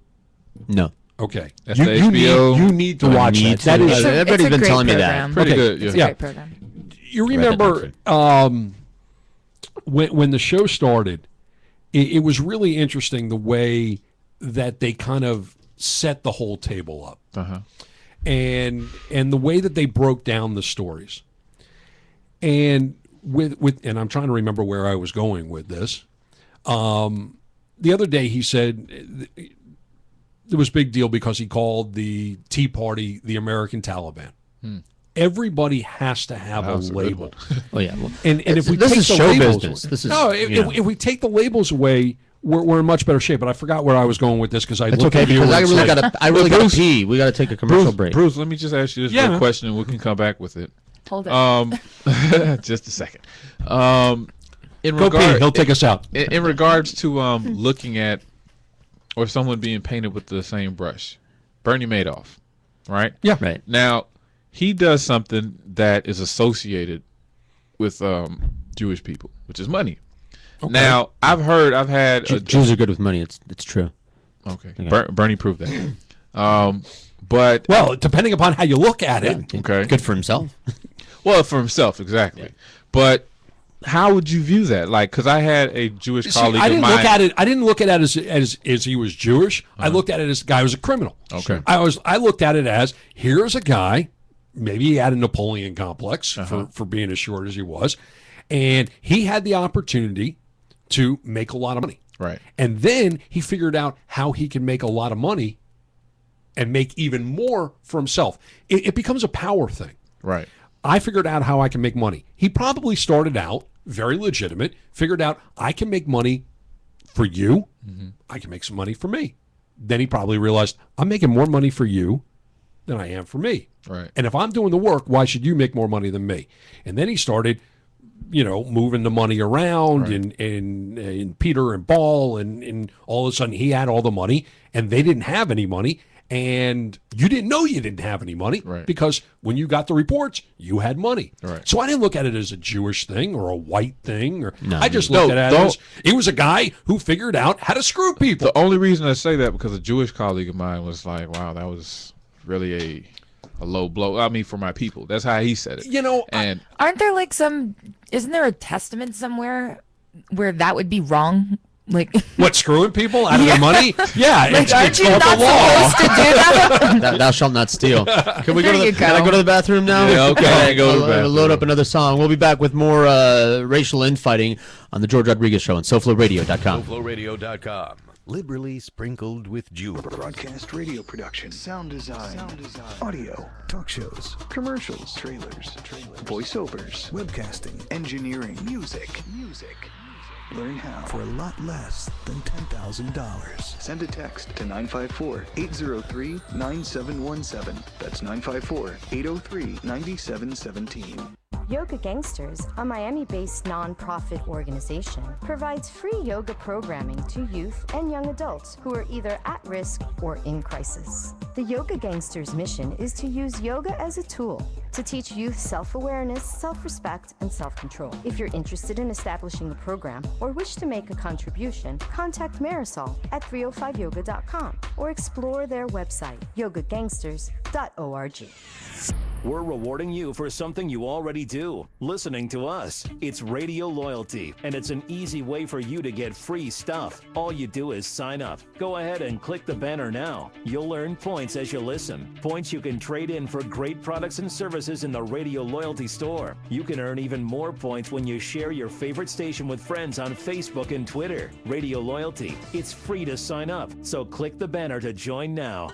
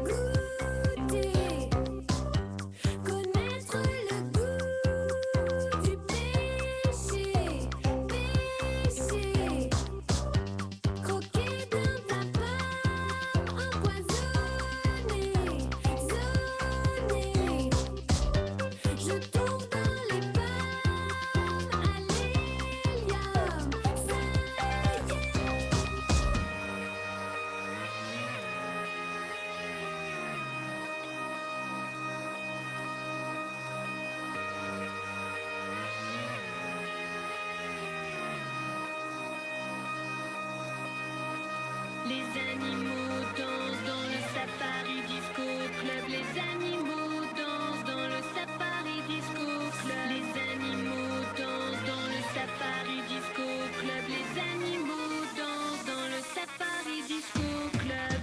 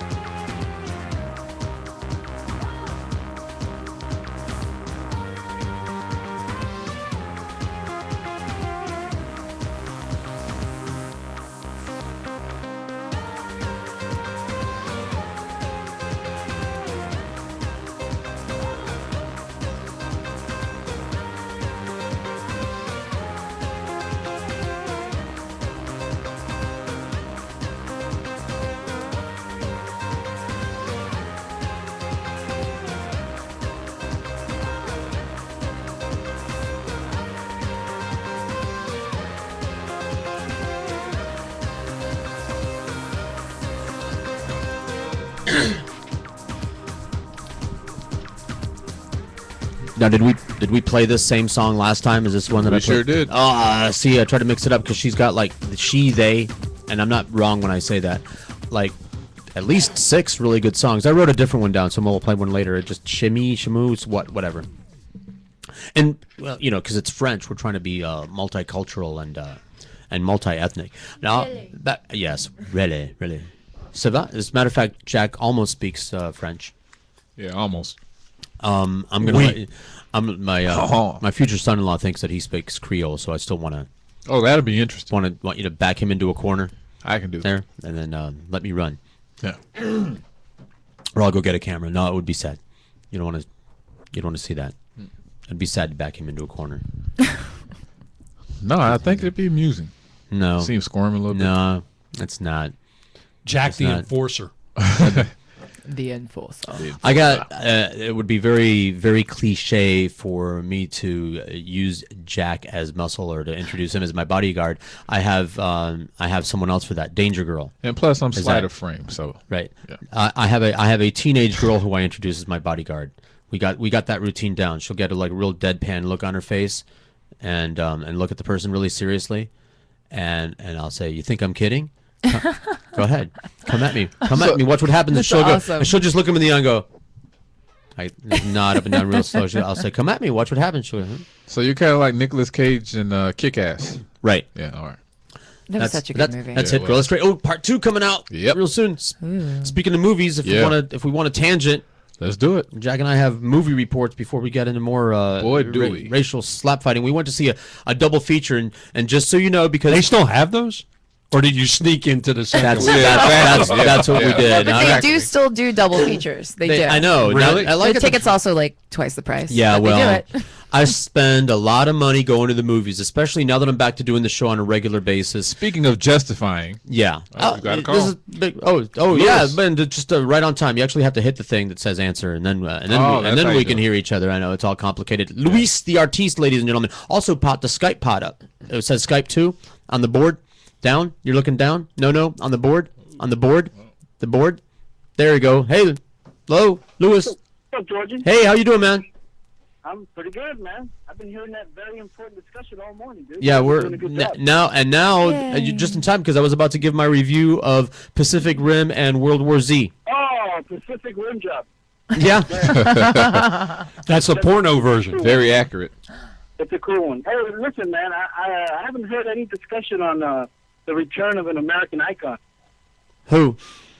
The Twinkie, baby. Oh, the Twinkie. I saw. Yeah, but it's smaller now. Not in the stores yet. I was in Publix yesterday. I looked for it. It's not there yet. I got a whole box yesterday, man. I want to bring them. Well, then you bought them all before I got there. Of course you did.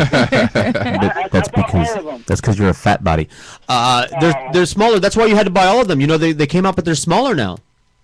That's fine, dude. You know, that's for they don't want to make the Americans a little bit fatter than they already are. They're more aerodynamic. So you know, fat asses like you are just gonna eat twice as many. You're not fooling me or anyone else. The second time around, they're making an effort not to kill us. Right. You know, Listen, they're like, "Oh, we're gonna keep these guys alive." the Twinkie was just fine. And how do you, all those people that bought up the stockpiles? You know, how do you think they feel? Oh, they just devalued your collection. Losers. Yeah, they still got them on eBay. They're rotting in the boxes. Not Twinkies. Twinkies don't rot, as you know. Yeah, they will. They'll rot. No, after the human race is extinct and the and alien archaeologists dig up our fossils, then it's Twinkies will be as fresh as the day they were made. Twinkies and There you go. cockroaches. That's what I'm saying. The cockroaches will be eating the Twinkies. Yes, exactly. So tell us about this thing that I'm actually thinking about going to tomorrow. Oh, you're gonna support us? I'm trying. Listen, I told you I have my kid, and she hates you and everything. Listen. My kid is just like you. Like, you know, she's an artist. Also, that means she doesn't do anything she doesn't wanna. So it's true. It's a cool event. It's for all those unfortunate people that don't get to go to California to San Diego Comic-Con, which is this weekend. Tate up there in Lauderhill, you know Tate. Tate's Comics. Tate's is great. Biggest comic store in South Florida. He does a cool thing. He does like a little mini convention where he puts together like a little indie comic book with a bunch of South Florida artists that they turn in. You know, you turn in a page of your artwork, and he makes like a little comic book, and then so he invites all the artists to come down to his park. He pitches a tent outside. And he has like a little mini convention. He has like a little sale, you know, like he sells like a whole bunch of toys and comics. And that's cool. Like a little mini time. Everybody comes over dressed up. I got to dress up. You could dress up, yeah. I come dress up as Mike Hawk. Mike Hawk, there you go. That's my superhero. You know, the full-fledged outlet. Well, you saw that. He was It's Mike Hawk. One of your convention appearances. There's the mask. I'll be dressed up as fat guy. I'll be dressed up as black guy. The black. You can dress up as a black guy. Uh-huh. And Randy can be a chick. Dude. I didn't hear the pretty voice today. What? You didn't hear the what? There it is. The beautiful lady. I didn't hear This the beautiful lady voice. today. Where are you telling me I sound like a man? Put a little bass into it. I'm a girl, I swear. She is. She's totally a girl. I'm talking about Boca, bro. Oh. That one. Boca. Yeah, I'm just, No, but Boca's occasional only. What are you pointing at? nah, man. Oh, Hey, listen, you want the pap smear. Yeah. Jack wants do a that. show there, so it's gonna be cool. Okay, there. I put on my Mexican wrestler mask just for you. Oh, cool, bro. Yeah. It's a visual thing. This is how it started. It was a running gag, just to explain it to the kids that don't know the history of Mike Hawk. You know, I keep making up fake names for myself because I hate my name. It's boring in 2 languages. Probably more if I thought about it, but those are the 2 that I speak.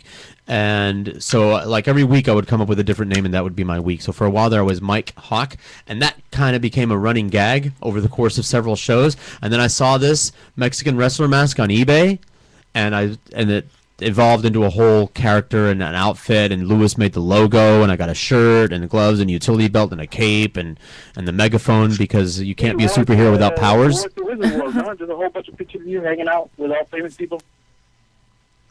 What? There's a picture of you with what was that guy that you were in love with from God damn it, what was that guy? I didn't even recognize him. He was in Buffy. Okay. Remember on Wizard World like 3 years ago? No. Oh my God, man! How can you forget that? You were wearing your Mike Hawk outfit. Oh yeah, no, I remember that. And you took a picture with him, man, wearing a Mike Hawk outfit. I have all the pictures, man. They're up on Facebook. I have them too. Oh my God, dude! It was amazing. So what time is this thing tomorrow? You gonna bring your megaphone and everything? I should. What time is this thing tomorrow?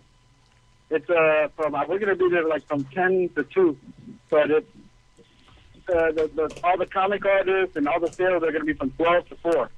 When are you going to be broadcasting? We're gonna be right up front. We're gonna pitch our red tent, and we're gonna be there from I'm gonna turn on the broadcast around 10 to about 2 o'clock. But the show is 12 to 2. No, that doesn't make any sense to me. That sounded like you were saying 2 different. Broadcast what I do is the first 2 hours before I do the actual show, I have like a programming of music, geek music. I got nerdy music. We just. So how is that not broad? Oh, I see. So you're going to be broadcasting from there from 10 to 2, but then it's just a broadcast of music and bullcrap. The talking part, the actual live show, the powwow part will be from 12 to 2. I'm going to try to make it there for that. I don't know if I'm going to be wearing an outfit or something. This is going to take a lot of doing. I got to convince my daughter that there's something in it for her. I got to offer, she's a chick. I got to offer her food and go bucks. Well, if I give you a powwow t-shirt, will you wear it? Yes. Okay, I made a powwow t-shirt, the Joe Daddy, yeah. About Hardy. What size? You remember the What About Hardy's? I made a T-shirt of it. Yeah, I got a regular, I think a large one or something like that. Well, that'll do. But I'm a medium now. I've been losing weight. I know you're a medium, bro. Fat ass. I can't help you, man. I've been losing weight. I do comic conventions, bro. They're all fat people in comic conventions. I know. I've been getting off of my fat ass every now and again. You'll live longer. You can read more comics if you don't die. And eat Twinkies. Hey, man, listen, bro. I give the Twinkies a lot of sizes. I put them on the power-up prize wheel, which we're gonna have out there. I would suggest, come roller skating. It's not exercise at all. Nah, man, I can't roller. Fat people don't roller skate. Yeah, well, that's true. We were talking about that last night at the roller rink because there was this guy there, and he was freaking huge, and we were saying that doesn't make sense. How is it that this guy can be so fat and be a roller skater? And I said he just started. If he was a regular roller skater, then he wouldn't be like that. He wouldn't be fat. There you go, bro. So roller skates are part of Mike Hawk's actual outfit. When normally I can't wear the roller skates, so I have to wear knee-high boots like inside convention centers. They don't let me wear roller skates. But he has a megaphone and roller skates because every superhero needs a power set. So Mike Hawk is fast and loud. Careful how you say that. You put that thing on, and it reminded me of Billy Madison and the Revolting Blob. So what did you think about Pacific Rim, man? First, movie review times. World War Z, I was very disappointed because I thought Brad Pitt doesn't make bad movies. He's a good actor, but his movie selection is good. He was one of the executive producers. So here's what I think happened. Brad Pitt's like, oh, zombies are popular. I should make a zombie movie. The end. Like there was nothing new. That's what happened with that movie was it's the most popular zombie book out there. Supposedly, it's like super popular. Everybody loves it. Okay. Who's the author? The book is about, it's Who's the author? Chronicling.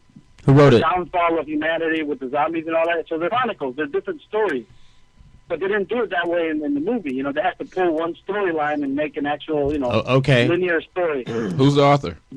That's what kind of screwed it up, because that's what they should have done was took the book and make a TV show on HBO or something with it. Sure. Who's the author? Max Brooks. Okay, thank you. Money, Lewis can't hear a thing we're saying. Max Brooks. Max Brooks, yeah. Okay, was that the author? Yeah, Anyway, it was more. Did you see it? Did you see World War Z? I saw World War Z, yeah. I mean, I thought, a couple of effects. Hey, they look, the zombies pile up on each other to get over walls. Okay, that was new. That's it. That's the only kind of new thing that I saw. Oh, the story was kind of boring, and I hate movies where stupid things happen. Oh, like boy. Yeah. I fell and shot myself. Oh my God! I should have. If it did not for the fact that Jack and I had planned to sneak in to see 2 movies on that particular occasion, I would have left. I would have said, "That's it. That's it. I'm out of here." Well, they finished the movie and then reshot half of it. My major problem with this movie is that now that The Walking Dead exists, Yes. you have to make sure you're going to do something better. Exactly. If you're going to do zombie things, it's got to be as good or better as Walking Dead, or what's the point? Because they didn't feel like zombies. They felt like the zombies from 28 Days Later. And The Walking Dead is a perfect example. Yeah, perfect example of how they're doing it right. Where the zombies are just the MacGuffin. They're just it could be dinosaurs. It could be aliens. The story is about the human interaction between these characters as they all try not to die. And zombies are just the obstacles. Right. That's it. In literature, that's called the MacGuffin. It's just whatever. It's something. It's the stimulus. It's the catalyst. It really doesn't have anything to do with the plot, except it's what starts the plot or what gets the ball rolling. I actually didn't feel that was provided in the movie. Like, you didn't have. Yeah, there was nothing. No, the movie was the opposite. They're trying to stay alive. He's trying to save his family. Okay, wonderful. It's the same as what was that other movie that I didn't like? I know almost all of them, right? It was just Inception that everyone was all crazy about. This guy wants to get back together with his daughter. So who doesn't? Who doesn't? This guy wants to save his family. Who doesn't? I still haven't sat through that whole movie. Don't. Inception? Yeah, I mean, I can't get past it. I mean, after a while, I'm just don't. I saw it twice. Listen, bro, the formulas that they use for these movies drive me freaking crazy because it's always like, oh, let's bring back this guy. He's the best. He's gonna figure everything out for us. Yeah. You know? They didn't even tell you. He's an investigator. He's an investigator. What the hell he did? What did he do for a living? He just worked for the UN. Yeah. What did he do? you know my track record. Yeah, no. That's what that was his going line. You know my track record. They told you about me. You know what I do, right? Yeah. Okay. That's it. It's like, what is it? An inside joke? Yeah, exactly. Meanwhile, back to Pacific Rim, and I'm glad that we stayed because I enjoyed it on a level because and let me set this up. I liked the Japanese monster movies when I was little and Godzilla and all that. And I got a giant Godzilla action figure, and I liked Ultron and Ultraman and all these giant robots things. So obviously this movie was made for me, overgrown children that grew up on these Japanese giant robot monster movies, and they did a good job of recapturing that. But as far as movie and the plot and the story and everything, it was very linear, very simple. It could have been a Sci-Fi Channel movie. Yeah. Let me tell you how this movie would have been better, right? Okay. Get rid of all the plot and all the storylines because I don't give a crap about it. Get right to the fighting. I didn't care about the scientist guy. Him trying to figure out. I don't know what the hell he wanted to do. What a waste of Charlie Day, man. Charlie Day is a great comic actor, and he wasn't. Yeah. It was almost like 2 movies going on. They just now cut to this guy, now cut to this guy. They had nothing to do with each other. Idris Elba has a nosebleed. I don't know why. Exactly. Yeah. And then they bring in this guy that's in charge of everything, and he tells that one guy, there's only been one other person that drove that robot by himself. And I'm like, oh, the other person must be you. And then we find out it's him. And then they're like, the doctor told me I can never go on it. We knew he was going to go back to it. It's so stupid, bro. Right. Get rid of all that shit. Let me just see the robots beating the shit out of the monsters. The robots and monsters fighting was beautiful. It was poetry in motion. It was ballet in slow motion. It was well choreographed. And it only happened 3 times in the movie. Awesome. It was like once they started fighting, it was really cool to watch.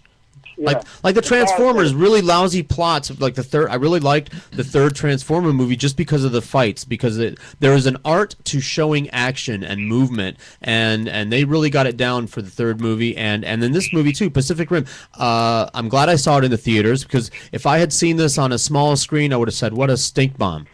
Yeah. Everybody says that you should see it in IMAX and 3D and all that. But I just can't watch things in 3D. That'd be crazy. Oh, you're one of those? IMAX. I imagine that movie looks pretty cool as hell in IMAX. Have you tried 3D and mushrooms together? No, I haven't. I only do 3D and Twinkies. I could possibly bake the mushrooms into a Twinkie. I've never thought about that before. Nothing You know, gets you more high than a Twinkie, buddy. All that sugar. that's not true. Trust me. Stick with me, kid. Twinkies will take you into 4D and 5D and 6D. You can afford it. I'll call them fortified bonbons. You'll like them. XL, double XL, triple People XL. are going to find out that the only thing that cures cancer is one Twinkie and a Coke. How old is that Twinkie? Oh my goodness. That's the question. How old is that Twinkie? If Well, you're and the thing tripping that about hard? Twinkies now is they say that the new formula actually has a longer shelf life than the older one. I'm more worried about the preservatives that they're putting in there.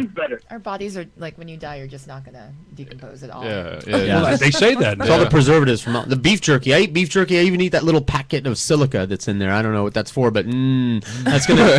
My body is not going to decompose when I die. Flavoring. I'm just gonna die and just be a mummy That's upon death. That's it. I'm just gonna stop moving. That's all. That's all that's gonna happen. If there are any type of alien carnivores, will be nice and preserved, Seasoned? whatever. Yeah, seasoned exactly with whatever's in our system. Nitrates. Yeah, man. All we need is a box Sodium. of Twinkies, a bowl of those weird pink eggs that they sell in those places. What is that pink egg? Oh, the Pickled eggs. peeps. Oh, the peeps. No, those are Pickled the eggs. pickled eggs. Yeah. Yummy. The pickled eggs, man. Oh. I don't like that, man. That's up to you, bro. The pickled sausage. And, That's Favorite our food. That's favorite food in the All hood. those pickled eggs were created I in feel like we just went to a 1930, and those are the same eggs that you see.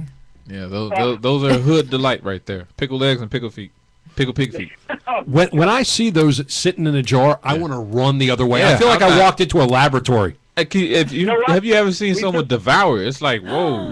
Me? Yeah, let me get Me to and, it. me and my friends in Montana, we went to this country bar out in the middle of the woods, and that's all that was there with beer and the jar of pickled eggs, and we ate them all. We just said, bring us the jar, man. Just all Good time. Horrible. Oh, my tummy. Good time. And you guys hung out all night with each other in closed rooms? and played pool and farted. I mean, we're men, man. You know, we're mountain men. We're Yeah. Montana men. A little fart isn't going to scare us. Eating pickled eggs. We shoot elk and bear.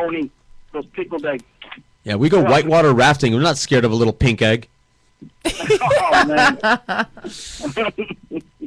Nothing at all. What's the address? Prize wheels in full effect. I'm Dude. gonna have Twinkies there to kill the kids with pixie sticks. I'm gonna give out a whole bunch of cool prizes. Man, I got the powwow bucket of prizes is overflowing. Excellent. Hey, are you going to help me sell my comic books? If you want me to, yeah. I want. gotta look at them first I and see what need. many I want. I need you to. I don't know how to do Okay. things. And then, can you help me sell my boat? Oh, shit, man! You got plenty of Cubans living around you, dude. Maybe they got No, some no, family I members that want- don't. I live in Hollywood. I got. It's just like an even mix of everything. Yeah. Around I here, know. We could use it for next 4th of July. Hollywood isn't Blow it up. particularly anything. No. It's No, it's not one particular. it's that thing. tossed Yeah. salad that Randy was talking Yeah, about the earlier. tossed It's not salad. rich. It's not. Do you realize where this show has I got gone? a Toss great salads, Yeah, rim jobs. Rim jobs, racism. Pacific rim job. Yeah, Yeah, it's just a concoction. Of a whole It's just bunch a of normal things. Friday here on the Yeah. George Rodriguez that's show. right. Soulflowradio.com. What's the address of Tate's for the people that don't know? Take to the river in University Drive in between Oakland Park and Commercial Boulevard. That's almost like an Big address. comic store, dude. You Everybody's can't- Google it's a mapping giant these set up days front. between Oakland and Commercial. Yeah. That's almost like an Right address. there, dude. I can't. I don't have a specific address. This is bro. this It's is so a big, you can see mailman. it. This is a mailman talking. All right, understand something? Listen, bro. I'm only a mailman for half a day. I know. This is why you don't get your mail, because Lewis doesn't do Nah, addresses. Yeah. You get the mail late, and it's got little smudges on it from all the Twinkies I'm eating. Right. That's why the post office is going out of business. He's a mailman. No, we're not He going out of walks business. to No, deliver the we're mail, not. but he's Are you fat kidding me? and he doesn't know This addresses. is the only business that's gonna last forever in the United States. You're a driver? We got a monopoly, baby. Yeah. No. I don't need you people. The post office can just shut down right now. Email, No, man, email, and you UPS. That's all. put it away. Got something to say? Email. Want to ship me something? Ups. Yeah. That's it. I'm the worst post Bye. employee ever. Go away. Everything online. All you deliver is the Arby's coupons. The only thing that the post office delivers that puts in my mailbox that I value at all are the Arby's coupons. Yeah, man. Every Beef once in and a while, cheddar, I will baby. get one Dude. free McDonald's coupon. You get 3 for $5. Hey, Beef and Burger cheddar. King delivers now. I know, but Yeah, not any of noticed. the ones in Hollywood. Yeah. The Hallandale is the closest Burger King that delivers. Have you ever got an inkling to send a letter to somebody? You got too many drugs in Hollywood. By the What, time you they mean write it deliver, with your my food be pen? gone. Write it with a I'll take care of pen you, bro. and paper, like a Yes. chump, like a Come sucker. on, dude. I was at the post office Computers ain't gonna last yesterday. forever, man. When the Chinese finally shut off It our was a lights, horrible you're gonna need us. Yeah. Not me. Yeah, you are. You're gonna need us. But I'm going to be living with the Amish. I've got it all worked out. I'm moving next to an Amish community. I'm going to get in close with them by driving them to town and letting them use my cell phone. I'm going to get in really chummy with the Amish. So when the grid collapses, I just walk right next door and get some pie. Hey, the Amish are our biggest What kind of pie? Amish pie. Oh. Shoe fly pie. Ooh. Poontang pie. Amish No. pie. Those chicks don't shave. All right, I don't dude, care. we'll see you guys on Saturday. I'm not scared of hair. I'm a child of the 70s. I'll go right through that. Oh man, yeah. Oh, you're talk living- about you're another living good the life, tangent. Yeah. Hair. We were talking about that yesterday. Yeah. Inside Deep Throat. bro. I saw that documentary. It was awesome. You want some of those Peluda? And if you want your show derailed, we can have Lewis call in on your show too, Bruce. Cool. Yeah, bro. Come on, dude. I'm the shit, bro. Hey, man, Monday night, 7 to 9. So you're coming. There you go. Meet me. I don't know what time I'm going to be out of here today, but I'm going to take the microphones over to the apartment because I can't stay here all day. Okay, man. I'll be there. I get out of here around 5:36, though. I'll be Okay. All right. All right, man. I'll see you over there, and I'm going to try to see you tomorrow. Hey, All right, dude. do you have any toys for little girls that like pink? Yeah, I got girls' toys. I got all kinds of shit, man. I'm telling you, I got the bucket of prizes. Like what? Be specific. Hello Kitty. I've got Bratz. I've got like Disney girl stuff, and I've got Okay. like I don't know, all kinds of crap. Hello Kitty stuff. I got Okay. DC comic stuff. Hang on to something good. I'm I got serious. toys that are donated to me from the British Direct, the Hobbit figures to give away. I got so much stuff, man. Oh boy. Yeah, No, good. I got a lot of stuff. So Send me some Hello we'll Kitty do because comics tomorrow, Saturday. listen, we'll my be there at 10 o'clock, and we'll be making Dude, a lot of noise. thank and you. Look for the fat guy wearing a black shirt. okay, as opposed to a black guy wearing a fat shirt and Twinkie stains. Right. Twinkie crumbs all over his mouth. That'll be Lewis.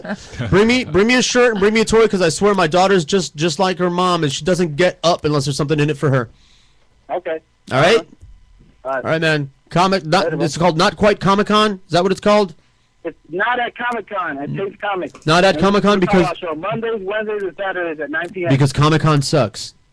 Yeah, Comic-Con is too far away. They're for Mexicans only. All right, buddy. Later. All right, thank you. Luis the Artiste, ladies and gentlemen. Don't forget, Powwow, he just told you, Mondays, Wednesdays, Saturdays, 9 to 10, live, here on SoFloRadio.com. I noticed Jack doesn't have a break queued up, so I'm just going to keep talking. Remember what I told you about never holster an empty gun? Yeah. You see there? Well, this Biting just the ass every into time. the SoFloRadio.com Wait, is it newsroom. news? Wait, no, we got news sounders. Make sure that I'm potted up. Because I brought my computer over here, man. As soon as I get these kids trained, I'm going to be back over there running my own board and everything. Now, SoFloRadio.com Action Eyewitness News presents from the SoFloRadio.com News Department, Agent 99. Oh, that was wrong. You're not Agent 99, but that'll do. Close enough. CNN is reporting that President Obama says Trayvon Martin could have been me 35 years ago in his first live comments on the court case. Yeah. I thought he said that before. CNN just reporting it now. Well, they're slow at CNN. Now he speaks. Is there so all of a sudden we're back to that, and that's fine. Here's a funny thing: injustice happens in America. It happens to a lot of people, and it's disproportional. It happens to people of color more often, and the justice system is slanted, and it's bigoted, and it's run by people who are bigoted, etc., and so on. Do you think that that's a good idea, that safety net, that if justice isn't served, that then the federal government can file charges saying that his civil rights were violated? Is that a good idea, that we should use that as a plan B, or what? Well, I mean, looking at it from the standpoint that there was an injustice served, forget the color aspect like we talked about before. Let's get that straightened. If that's what the federal government is coming in for, then I'm all for it. So I would feel much better about this if the federal government was stepping in and doing away with stand your ground, more than just this one particular case. Bruce, do you know how many states Yeah, there's like 30 It's like 36, about 36 of them. Right, which is the reason why if the federal government is going to step in and do something about an injustice, do it about the law itself. Right. Rather than just taking one case, They and might have used that. continuing trying to go after one guy. You know, there was a great point brought up to me before the verdict was made about standing your ground. It has nothing to do with Standing your ground? Right. It's more of a law for the police as it is for myself. I thought it had to do with you're getting invaded in your home. You can defend yourself instead of having to run out the back door or get. Right. I think that was the original intention. That's the original Yeah. intention. That's the premise of it. But at the end of the day, it's more for law enforcement than it is for, regular civilians.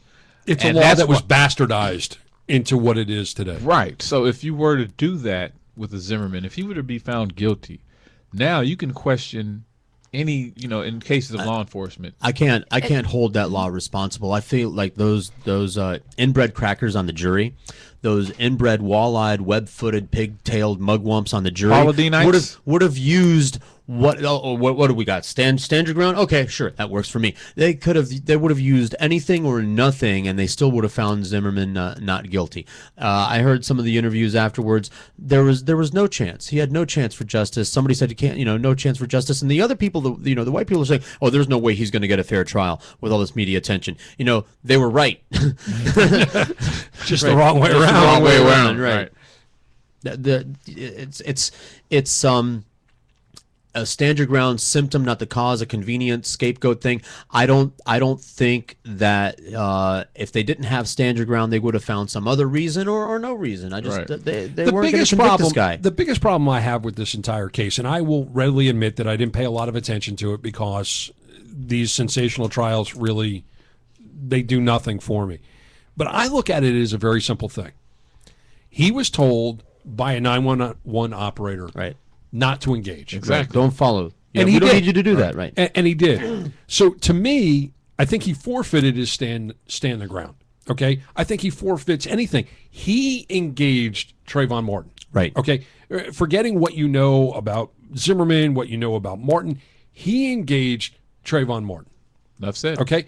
To me, whatever happened after that is not important in the sense of anything other than had he stayed away, Had he stood his ground. And Touche. Exactly. He wasn't standing his ground. He If was he- running after if somebody he else stood on their down, ground. Right. if he stood down, Stood down. Pardon. Yeah. Pardon. then he doesn't fire a gun. Trayvon Martin is still alive, and we're not discussing this ad nauseum. And that is what's at the core of all this. Absolutely, see? and that should have been the case, Right. that the prosecution put on. But what they did was they got the dullards, the lowest of the totem pole when it came to the prosecution. Because Yeah. that smirk that the defense attorney had was like, I know I got this guy. Yeah, yeah. I mean, I Well, know. and that's a problem with our justice system. It's a high school debate. Yeah. it's a popularity contest. Exactly. It is pageantry. it's Exactly. pageantry. It's show business. It's theater. It has nothing to do with what it ought to be, which is a discovery of what really happened, so that justice, meaning do what is just, do what is right. All parties involved should be concerned with doing what is right, not winning a contest. But that's how they see it. And everything that each side does revolves around winning the contest, not meting out justice. Well, it's posturing and everything else. And the jury system, I'm sorry, people are idiots. Yeah. Most of the people that find their way onto juries weren't smart enough to get them off. Exactly. Get off 'em. There's a principle I was explaining to the trainees over here a good one. about talk show callers. And Jack will remember this conversation. I was explaining that talk show callers, Chronic callers, are, and I noticed this when I first started producing for the Neil Rogers Show. I noticed that there's a Gotta call. phenomenon there, and that might be DJ Special K. So pop it on right when I was talking about talk show callers. Hello, SoFlo Radio. Hey, what's going on, George? It is DJ Special K. I was totally expecting this. Hey, Kenny, how's it going? Good. It's good to see you all, you guys. You're watching us? Awesome. I don't know what. Yeah, I'm watching it right here live. There, That's great. I just flipped George, you put off. your pants back on. No. Oh, I don't know what conversations I just dropped in the middle of, and I'm like, Oh, I how feel much bad for Trayvon Martin, but the only Racist person stuff. I think needs to be eliminated is Nancy Grace. Oh my God! Oh please! I don't care. I want to take a bounty. Hey, can the Black Panthers? I mean, if the Black that was Panthers the will put a saddest bounty thing out out of on the whole Nancy game Grace, was I'll match watching it. her. I'll match it. Nancy Grace, the fakest, most affected, over made up bitch on my TV. I hate her. I wish she would die. I'm sorry. Did you just? Oh my God! It's You just do hot, Paula Dean? No, that's Nancy Grace. She's a Southern. I hate Nancy Grace. I flipped the channel. Oh my God. I hope that they can tell that the cable company can tell that's how they do cable ratings, that they can tell what channel you are on. Right. And I want them to have that measuring device. Yeah. So that they can see exactly at what second I take it off of CNN or MSNBC or Headline News, and it is within 2 seconds of seeing Nancy Grace's face. I call it the Grace face. The Grace face. God, I hate her. Anyway, meanwhile, back to Club Exit. That was the whole disgusting thing. I have this poor whole case and this whole Yep. situation. Yep. With her. So back to Club They Exit. put her on trial. Took George Zimmerman off. Okay. I am not guilty. Anyway, back to Club Exit. Her and Paula Dean need to be, thrown out. I don't think the callers can hear me. Back to Club Exit. Yep. What's going on? Back to Club You wanna know Exit. what's going on in the good old Hollywood electronic music scene? Yes. Yes, tell us. Can you hear me at all, Kenny? Yes, I hear you. You're not listening to the computer, are you?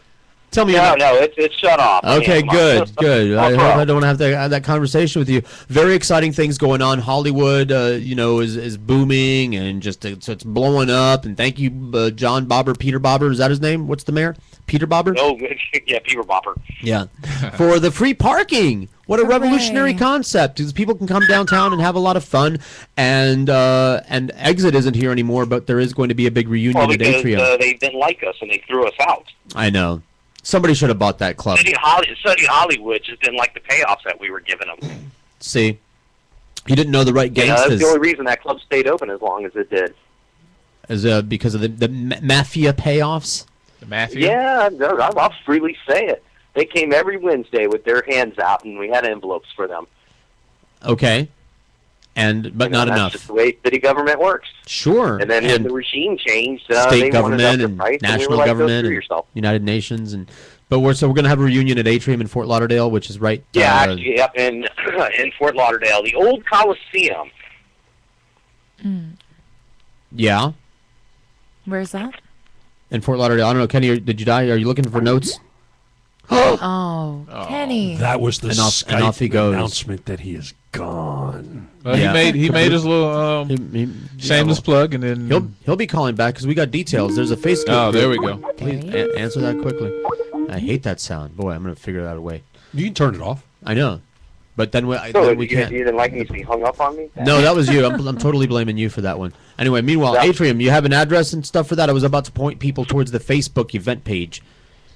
Yeah, point him to the Facebook event page, and the address is 2520 Miami Road. That's Fort Lauderdale in Florida, right across the street from the good old Denny's next to McDonald's on 17th Street Yeah, Plaza. Denny's right by there. sucks, and so does McDonald's too. But Ugh. I don't know about that Denny's. I'm having a feud with the Denny's over here by my house, and the DJ at Galaxy Skateway, but that's another story. They have they think they know that this guy knows something about DJing, and I was like, oh man, I forgot more about DJing than you'll ever know. I was a DJ before you were born. The kind that he is, the kind that he fancies himself. And he doesn't even know how many celebrity DJs I know. Speaking of celebrity DJs, because I know what the listening, but your purpose on the show today is to talk about this Exit reunion and talk about the DJs that used to festoon the place back in the day that are all going to be back and performing at this event. It's like, what is it, August 23rd or something? Yeah, it's August 23rd. That's a Friday night. Wow, I even remembered things. Yeah, I can't believe Who's that. going to be performing besides? Actually, half the people either aren't DJs, but they moved on to bigger and better things, so they're reuniting. You got a lot of people that work high up in the echelon of Live Nation, Ticketmaster. They moved on, but they're coming back and bringing back their old DJ names. So it's going to be rather interesting. Like who? Drop some You names. got DJ Ecstasy, of course. Yes. He's still slamming parties out there. You got Mind Chime. He's a big European hard house DJ coming in just for this. You got Joey Velez. Joey Velez is the main headliner DJ for Club Space in Miami now. Okay. And you got your buddy the Raven actually coming in and playing. Of course, DJ Raven. I've got a collection of his CDs going all the way back to those days. He was a fan of mine for a long time, and vice versa. Long time. You got Kais from Tampa. He used to work with Rabbit in the Moon. Is Mad Hatter going to be there performing? Oh, Mad Hatter, and he's going to reunite with his old-time partner. Rabbit? Rabbit. Yeah! Incredible. Excellent. One time Excellent. only. So all us oldsters can feel young again. Yeah. You got even DJ Steele coming out. He used to be the main guy for 3299s, and now he's a big AMA manager right now. That's awesome. Well, I need to have because I'm gonna bring the T-shirts, and it's all in the family this time. My two interns over here who are training to be producers and co-hosts, and you didn't even introduce. I'm sorry. We have Randy. The people you got in your room with. Randy Rock's over here, sitting to my immediate left or on the right of your screen. She's the one with the blue hair and the pink headphones. Not to be confused with Black Jack with the giant nose, because he's wearing a plague mask right now. Now Jack is going to be helping me. I have to introduce these are minimum members of my entourage over here, because these are the people that do the show with me, and they both qualify in their own right. Jack is going to be helping me with the T-shirts. His company is actually going to be doing the T-shirts that we're going to be bringing. Well, I need to get his company information so I can get it up on the website. Sure, and we'll be working that out. My daughter tweaked the logo, so it's just a nice big, red and white and black on black shirts. We're going to have male sizes and female styles also, so the girls can look sexy, and especially Raver girl size, which is like the size of Barbie clothes. It's like just, really tiny. Today's style, if you go back to the 90s, and then they were like triple extra large. Yeah. For some reason, all of a sudden, the girls' raver clothes shrunk and shrunk and shrunk. All they wear is in the wash. They shrunk in the wash. They don't know how to wash the clothes right. Now we just wear sensor bars. Speaking of raver girls, I can't wait. And tape. There were strategically placed tapes. I can't wait for. It's been a long time since I've seen Tiki Doll in action, and I introduced Randy to her. Straight out of Vegas, Randy, the day we met. The day we met, she took me to this thing up in Fort Lauderdale. It was like first Mondays at the original Fat Cats, and we ran into MC Jumanji there, which of course he was on SoFlo Radio back in the early days. Kenny DJ Special K, just so you know, helped me build the original studio. I actually used his portable board. His portable board was our original board at SoFlo Radio, and we're still using some of your wires. I know that they're yours because they're old and tan. Some of the wires that you left in my studio, including the original. Yeah, those are the ones we scavenged out of Exit. The big plastic box that you originally brought all the wires in. That's still my wire box. I'll have you know that. Good. But Randy actually likes EDM and is big into it. So she qualifies to be there. We're going to be dancing. She's going to rave out. I'm going to introduce her to our other raver friends like Peanut Buddy. Peanut and Hatter are married or something. Oh, they're engaged. They're going to be very shortly. What a sweet, wonderful couple they are. No, they are. And just really wonderful, loving people. Even if you've never been a part of this scene before, it's going to be a great event. If you want to know what it's all about, everyone's a little bit more grown up now, so there's going to be way less vomiting. Not really. Come on, let's be honest. I'm sugarcoating it. We're still kids at heart. We are still kids at heart, but. So everyone's gotten older. We just have more money now. We have more. Yeah, we can totally afford the drugs now. We don't have to bum them off of strangers anymore. We can totally come prepared. But this is going to be 2 members of my entourage minimum over there when I show up, because I plan to have a really good time, and I don't know how many T-shirts you think. guys will be our VIP guests. Excellent. And we're going to be doing a lot more of these things, I hope, in Hollywood and Fort Lauderdale. I mean, we even got something coming up here at Club Cinema that you might like to be a part of. We got the big Liquid Strangers show coming up with Nerd Rage. The week before? That's August 17th. August 17th at Club Cinema. Can I go to that and bring someone? Yes, you can come. Okay, thank you. I need to shadow you. You can carry my microphone back. I'll carry your microphone back, but I need to bring at least one of the kids over here. Yeah, of course. Okay. Probably Randy. Oh, well, more than I would hope so. See how he works his way into everything? Yeah. Just makes me look better. Well, I've got some real ideas about the division of labor here with regards to these two that I was going to go over here in a minute when I hang up on you. I got some raised eyebrows here in the studio. Ah, yes. This is interesting.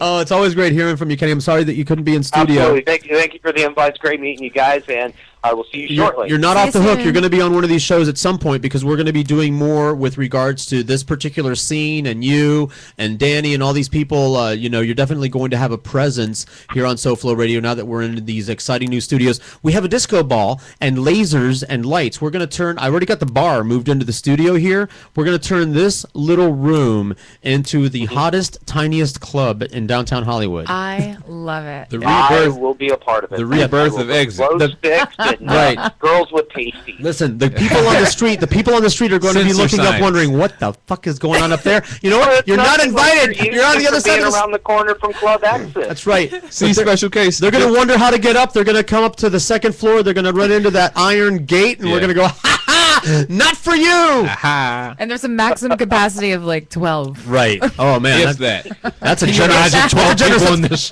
That's with people standing on the table and under it. Right. CK, just when you thought that you could leave Hollywood, they pull you right back. It sucked me back They in. always Never pull leave me Hollywood. back. I mean, even before Exit, I had Club Sonar right there next to your building that we were doing weeklies at, and we got kicked out of there because we were too loud. Two things, Kenny, before you go. Not just the thing at Club Cinema, but I noticed you posted something that you're going to be doing something at Space. I've never been to Space, and everybody I know says that you have to have at least one Space experience in your lifetime. You do have to have a one-space experience. I am the front man for Influence of Ecstasy for that big space show. So if you want to tag along, Yep, write me in a pen. The debauchery at Club Space, then come join me. And then right after that, I do that set. I got to go run over and do a show over at the mansion. Well, whatever I got to do, I plan to fuse SoFlo Radio, my life, and the whole electronic music scene into one swirling mass of swirl. I don't know what I'm saying. Oh, it's going to get even bigger. Okay. Because I got shows now coming up in New York that we're doing too now. Awesome. All right, man. Talk to you later, guys. Good meeting y'all. Always a pleasure. Absolutely, Kenny. All right, bye. Before you hear that sound, too late. That's why it's training in progress, man. This is a baptism with fire over here on this show. I don't know. I'm the nicest boss ever. Just ask Dio. I didn't even yell at him when he erased a very special thumb drive of mine. More on that later. And but I do rip him on the air for being a slob. You could have cleaned up after yourself over here, Dio, last night. Just as a note while we're doing training over here. It isn't the cost of the bottled water that bothers me. It is the fact that I had to drive to the store and then I buy the bottled water, which isn't free, and it does add up. And then I schlep this case of bottled water to my vehicle, and then I park the vehicle in the underground parking, and then I schlep it up the stairs, and then I put it in the fridge, and then I come in here the next day, and there's all these bottles of water at various side, like half empty, almost all the way full, the lids are off, all these bottles of water, like 6 or 10 of them, all around the studio that people took 2 sips out of and just left there. And I'm thinking, there were 2 people in the studio yesterday, or at least that's what I thought. Who's drinking all the bottled water? It was the 12 people in here Right. having a party and dancing on the table. Same And thing the with ecstasy. the Ecstasy carousel did. of booze. Booze isn't all that expensive. It's a $20 bottle of booze for the bottle of whiskey over there, but I got to go to the store and I got to buy it, and it's not free, and then I got to schlep it in here. And we then I need to gotta put it in set a you up with container. delivery It's just service. It's just I would just like the studios to be a BYOB kind of thing. Pack it in, pack it out, like going camping. I got the refrigerator there that I provided. We've got the AC and everything, and I'm paying all the bills for this thing. You know, We are very comfortable here. Very comfortable here. Help out if you enjoy the bottled water here in the studio. Bring some every now and again. If you enjoy the alcohol or the beer, bring some. It's potluck. It's a co-op. Yeah. It's hippie radio, Dad. Bring something, take something, but bring something. And again, it's not the cost that is so killing me. It's the schlepping and the carrying and and I want to go get a bottle of water, and there's no water in there. There's lots of half-empty bottles of waters all around the studio, but there's no cold bottle of water in the fridge, even though I bought a case 2 days ago. What's going on here? So that's all that I'm saying. And as far as the division of labor goes, I think that and I'm just going to play it by ear and maybe flip coins. I want to take everybody to everything. Back in the radio days, when I was able to have an entourage, my entourage was very well taken care of. But it's all dependent. It's always been dependent. In show business, you just never know how many people you're allowed to bring. Now, my soon-to-be ex-wife, for example, who was only ever interested in something if there was food involved, would get really bitter if because here's a situation that came up a lot. We'll start with the scale. I get invited to go do something blah blah blah because I'm on the radio and I'm George from the Neil Rogers Show, and people want to hook you up so that you can talk about their business, and this can take many shapes and forms. Bruce is a radio veteran, so you remember this phenomenon.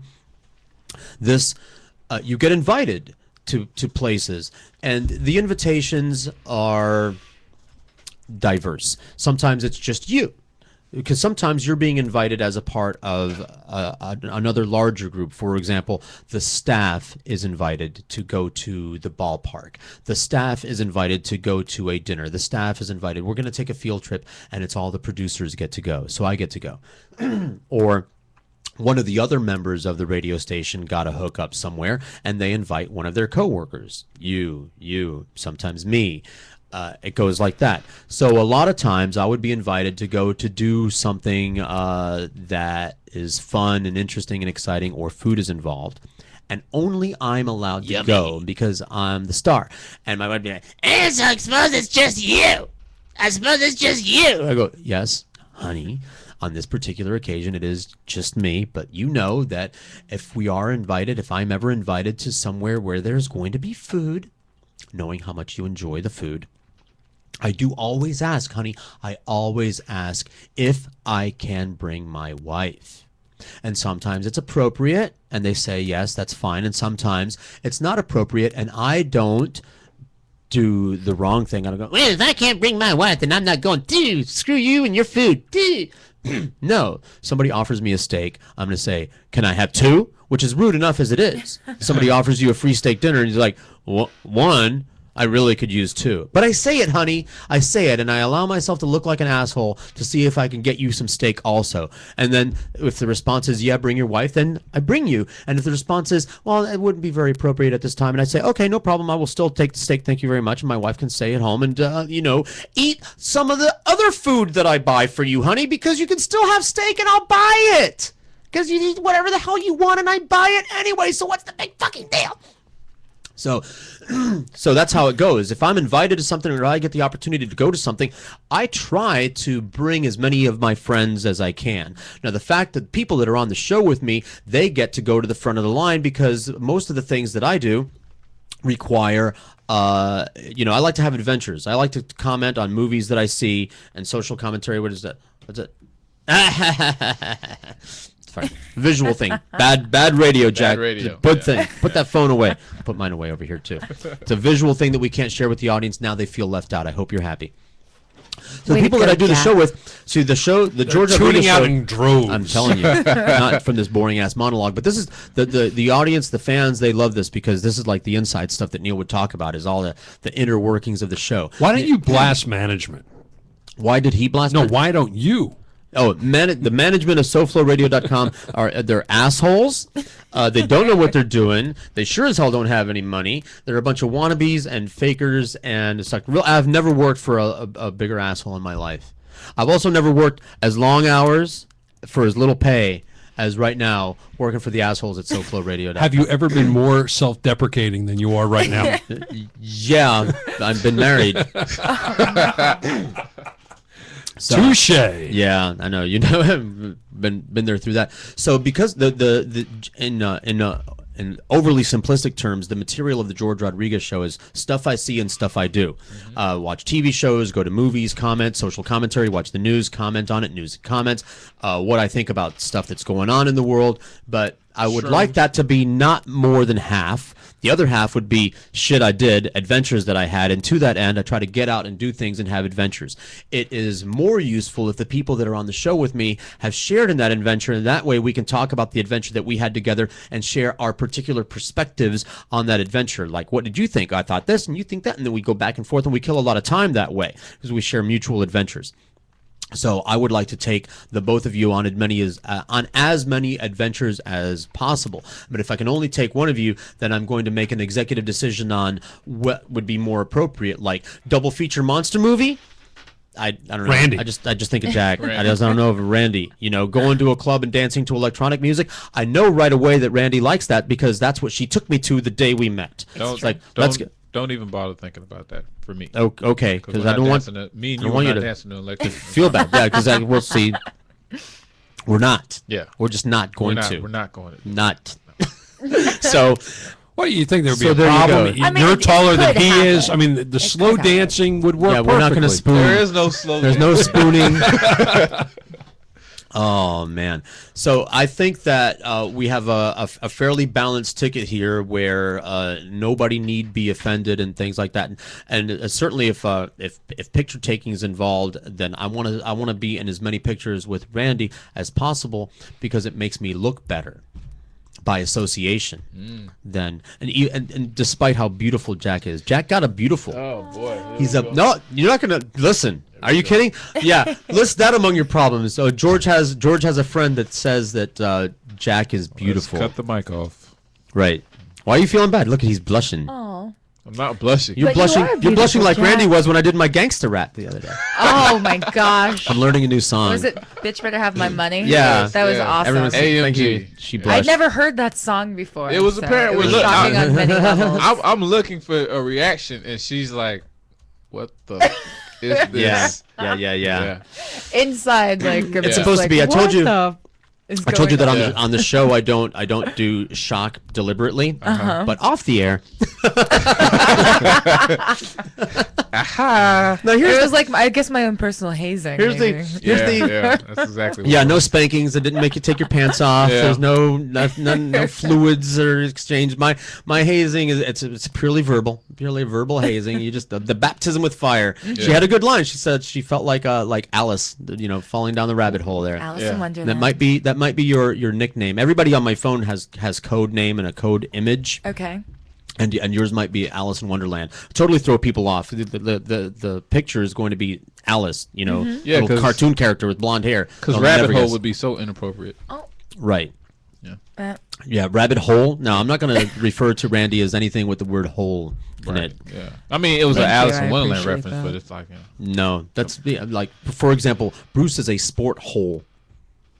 He's a hole of sports, a big sucking, gaping hole of sports. Pregnant pause. Is that what that was? Well, he does talk a whole lot of sports. A whole lot of sports. A whole lot of sports. The holdover from Neil's interpretation of sports guys. I'm working on a new song to make up for the other song. Just so you know, I haven't learned it yet, but I've got a candidate. Okay. And I wonder, do they? Oh, we have it here with the lyrics. I don't have it worked out yet. Maybe I should learn how to sign it. It's one of my favorites, and it's appropriate because sign language makes for good radio. Yeah, video. Well, we're on camera. By the way, I have more deaf listeners of any other radio show in the world. I don't know if you know this song. 3. I'm not a very good singer of white people music. When you're alone and life is making you lonely, you can always go downtown Hollywood. I love it. Oh, this is my song. Help, I know. Where?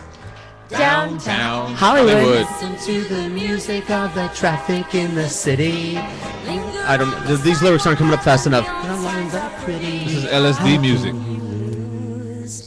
The lights are much brighter there. You Can can forget go down all to your taquitos, a taco with hair. All right, that's it. Song parody. I got to get Boca Brian on it. I love it.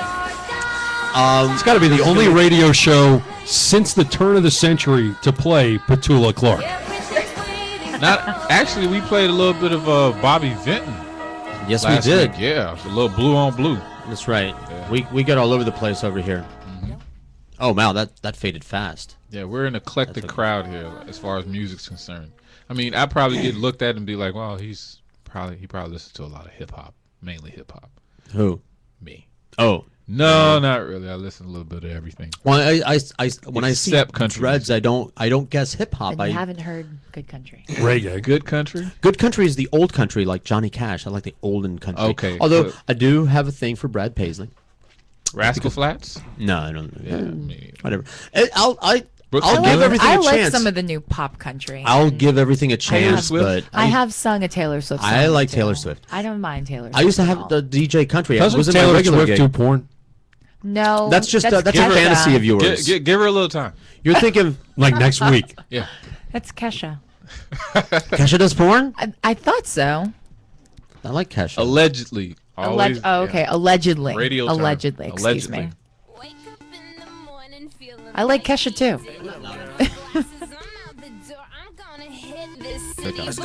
Yeah, now I feel better. If you spell your name with a dollar with a symbol that I have to change screens for when I'm typing on my phone, I can't follow you. That's clever. That's called being clever, Bruce Silverman. As a matter of fact, that's called not being able to spell your own listen, name. And being difficult. You're Jewish with an S in your name. Spell the S in Silverman with a dollar sign. Watch how. You know, I just went through a rebranding on the whole Silverman on Sports. I don't need to go and change it again. I like Kesha. Nothing wrong with Kesha. Great at the roller rink. Accept everything. Dance. Jack, I'm with you. I'm gonna make so many Jack jokes. Right now, it just sounds like your speakers are bad. Yeah. You're like that electronic music. I can't wait for someone to say, "Hey, get Jack off your show." Trust me, I've heard all the jokes. I'll bet. Hey, what's his name? Jack. Me off. I told you. I knew two brothers in school. Their names were Jack and Jeff Hoff. No way. Way. You can't be serious. I'm serious. Why would their parents do that to them?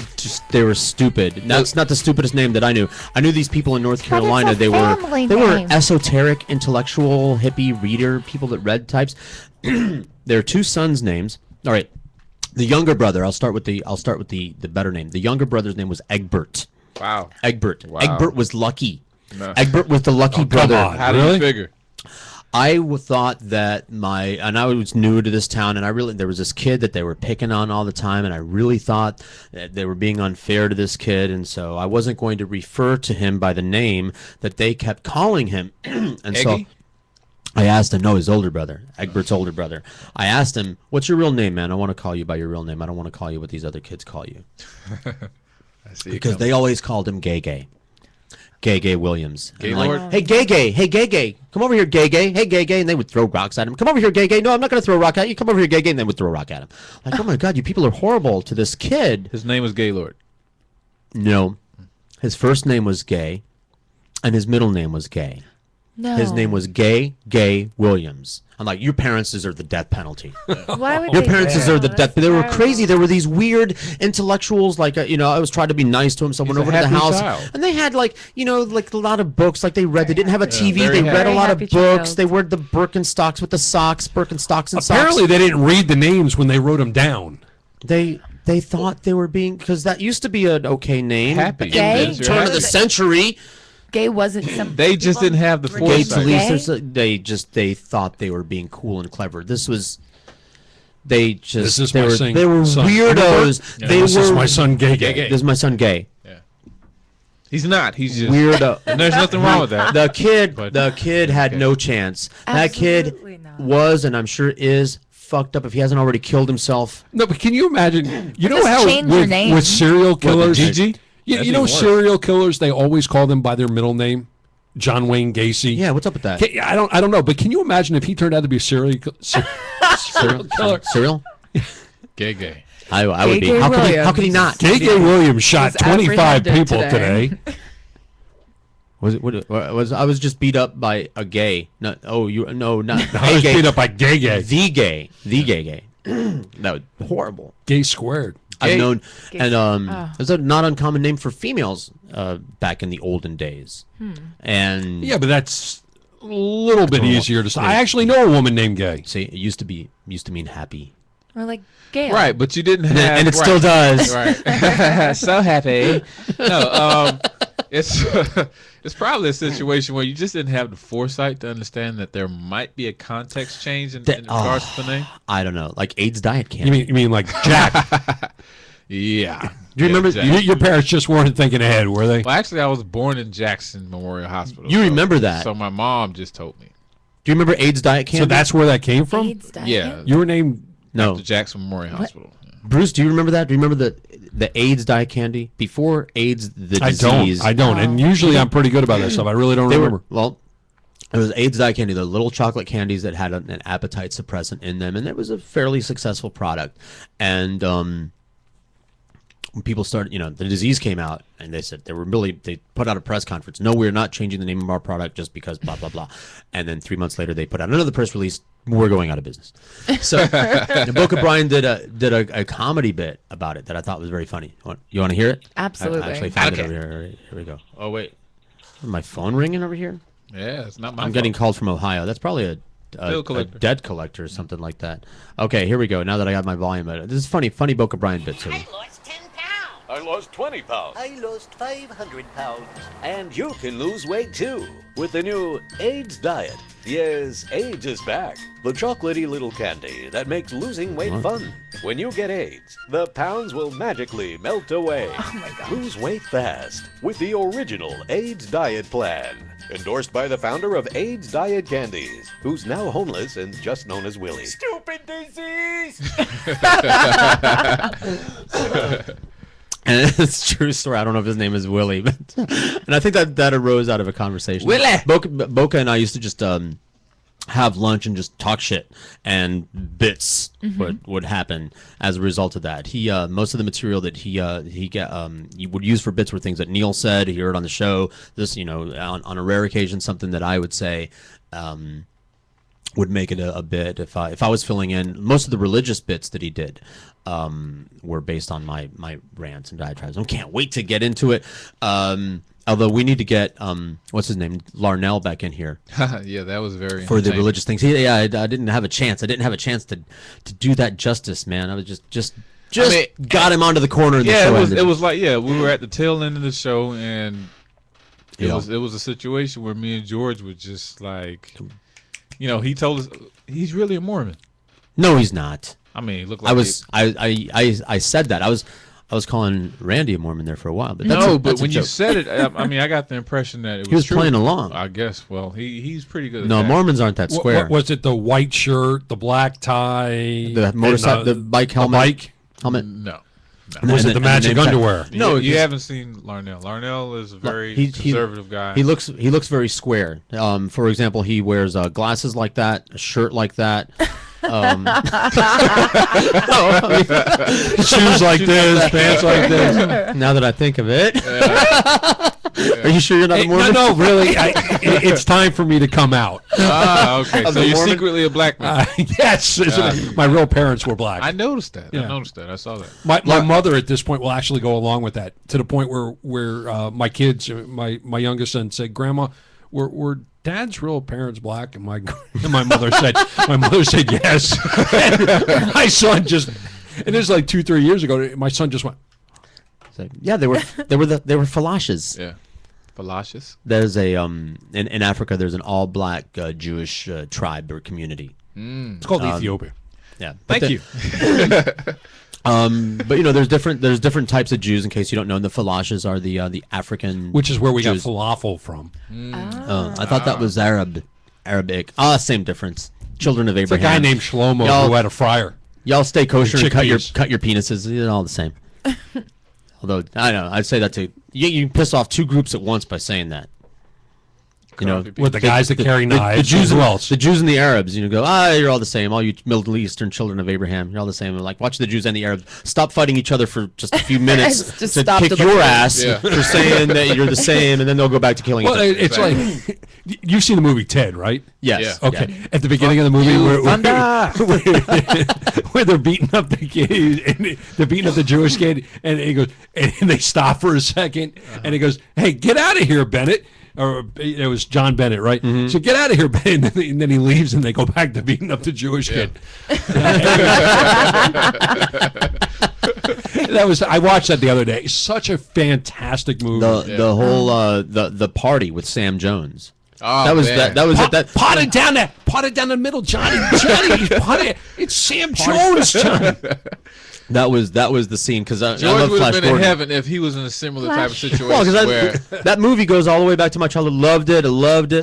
And then, when I got a little bit older and discovered psychedelic substances, that became a staple. We all had to, we had to drop acid and watch Flash Gordon. Of course, you have to watch Flash Gordon. You have to. Who's got the best TV? Who's got the best TV? We need to see those swirling clouds, especially when they first go through the big, dimensional barrier or whatever, and they play that drum music and you start seeing the swirling clouds of Mongo. That's it. You hope you're peaking right at that time. Mongo's great. Everybody was shiny I just things. felt good about the flying black guys and the Hawkmen. The Hawkmen don't discriminate. You got black Hawkmen. Yeah. Mike Hawkman. Hawkmen. Black Hawkmen. Okay? Yeah. Just careful how you say that. Now it makes me want to hear the Flash music and everything. Queen. He's Where is it? it's in here somewhere. Just an absolutely fantastic. I know the song, but I actually haven't seen the movie. List on things to do. That's like when I have interns on my show and they said they haven't seen Caddyshack. Wow. Yeah. Are you serious? I was so young. I just remember the little gopher. If I make a reference to anything before 2005 on my show, forget it. Are you kidding me? No. Caddyshack. Time marches on. Ah, pardon. That's okay. We can talk over the top of it. No, you gotta let this go first.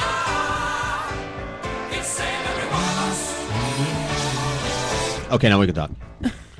Now, why haven't they made this into a movie? A remake of this? I'm sure They will. They don't need No, to. because it's like Ted showcased it. It's best because of its cheesiness. Oh, absolutely. They nailed it. It's like you don't want to take Max von Sydow is a real actor. He tore that scenery up. He chewed it to death. He loved being Ming, and he did a great Ming. There's so many good. Death the Ming. Death the Ming. It's on the list because we need to expose Randy.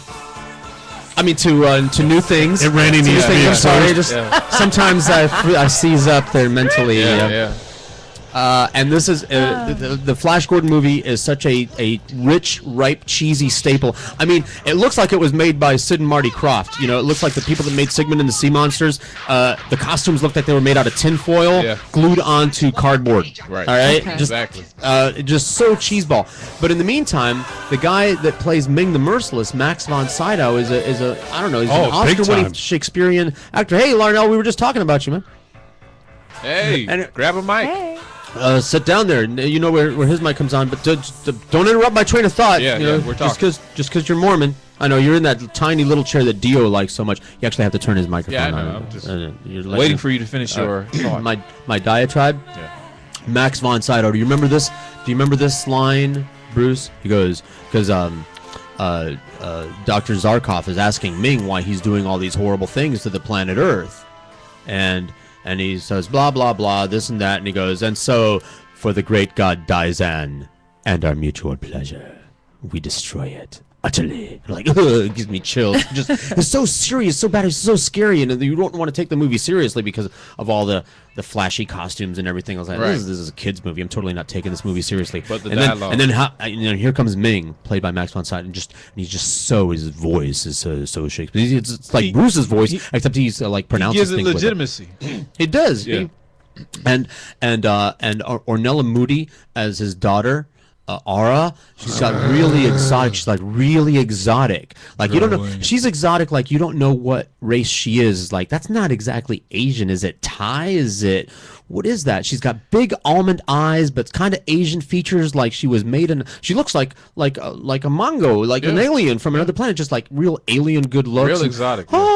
And her name is Ara, and she casts an Ara, and she's bad. She's bad. She's Ming's daughter, but she's bad, but she's good, but she's bad. She's complex. But so good, but she's bad. But she's Father, still bad. not the ballworms. Father, damn you, father. I am. So I'm looking forward Did you to see this that movie. movie before, Larrnel? Flash Gordon. Flash Gordon. Flash Gordon. I've heard of Flash Gordon. I saw part. You are a sheltered human being. All right, Max, you're invited to the party. Get this.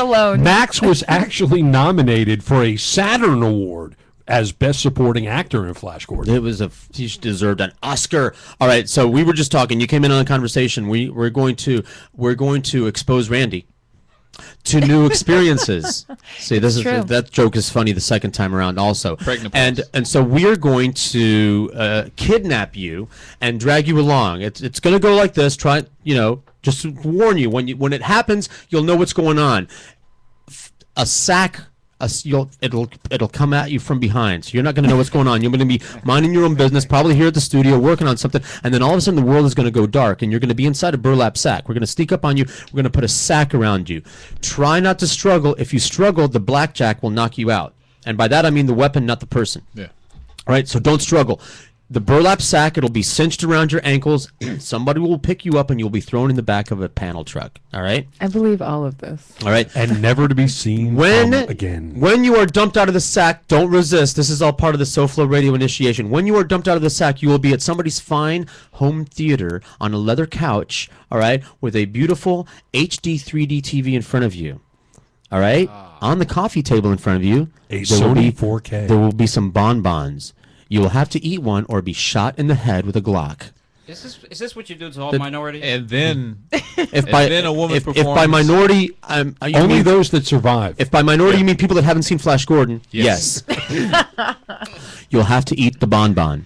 A half hour later, we'll start the movie. By the end of the movie, you'll leave. You'll be allowed to leave under your own power. We'll give you a ride home, but you'll be a changed man after that point. You'll wake up the next day and wondering if it ever happened. And if you ask us if it did happen, we'll say we'll no. ignore you.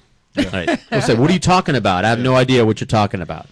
You will. Well, George kind of omitted this one aspect that will happen. You will gain an erection after seeing. I have nothing to do with that. Well, Aurora and you'll does. be getting Aurora does.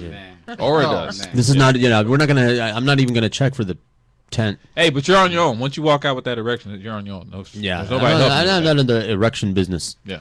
So Flash Gordon is art. It's just art, man. We have a woman here. Come on, let's just try to. We do have a woman here. He's not. His microphone isn't loud enough, or there isn't even on.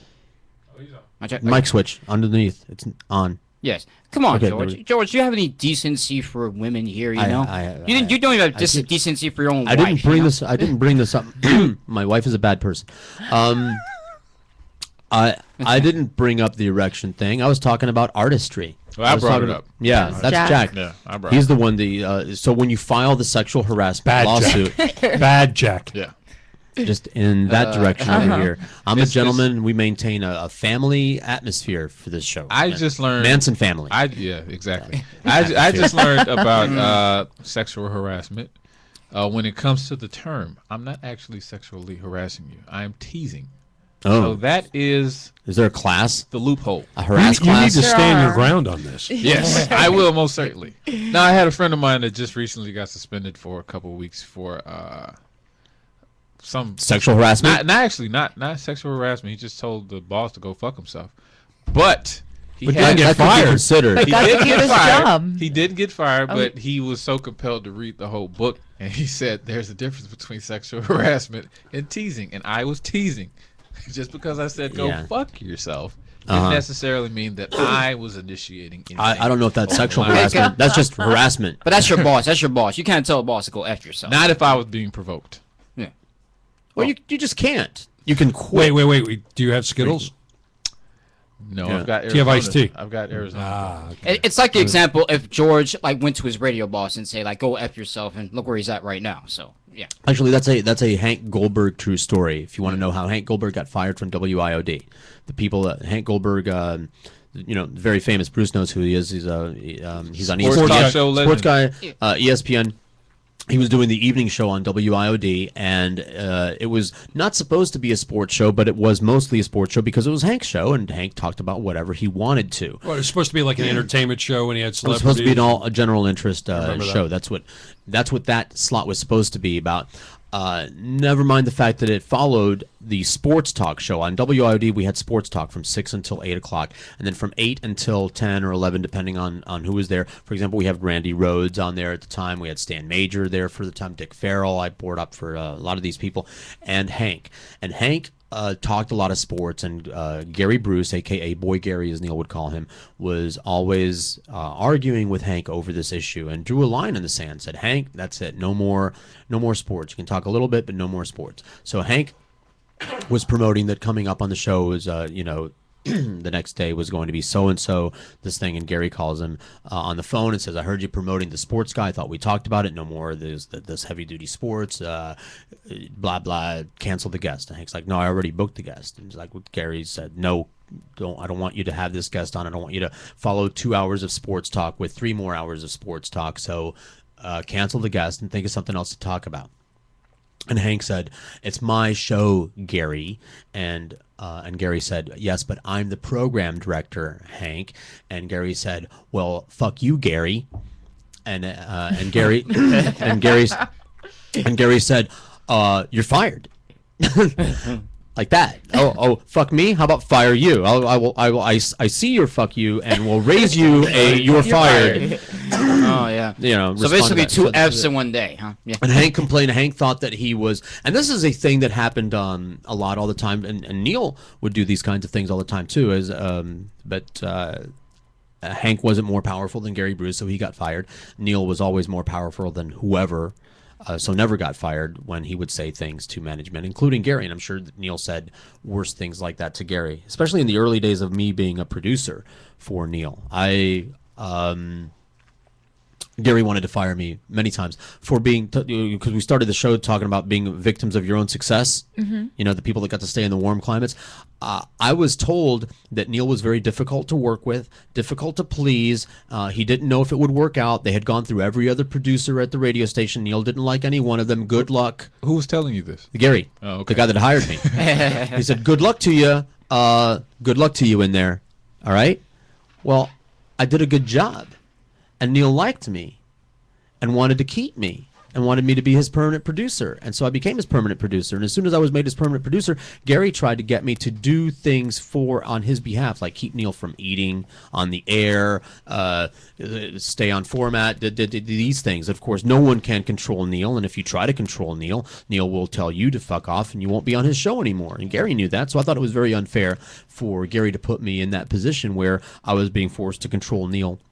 But he did. He would come in and, like, if Neil ordered food, he would go into the control room and yell at me right there in front of Neil. And on one particular day, Neil was like, what's that? It's like, oh, if I don't take control of the radio show, I'm fired. And Neil got up during a commercial break and went and, like, just followed Gary down the hall. Like, Gary walked out, Neil put on a cart or something, followed him down the hall and cussed him out in the hallway in front of the station.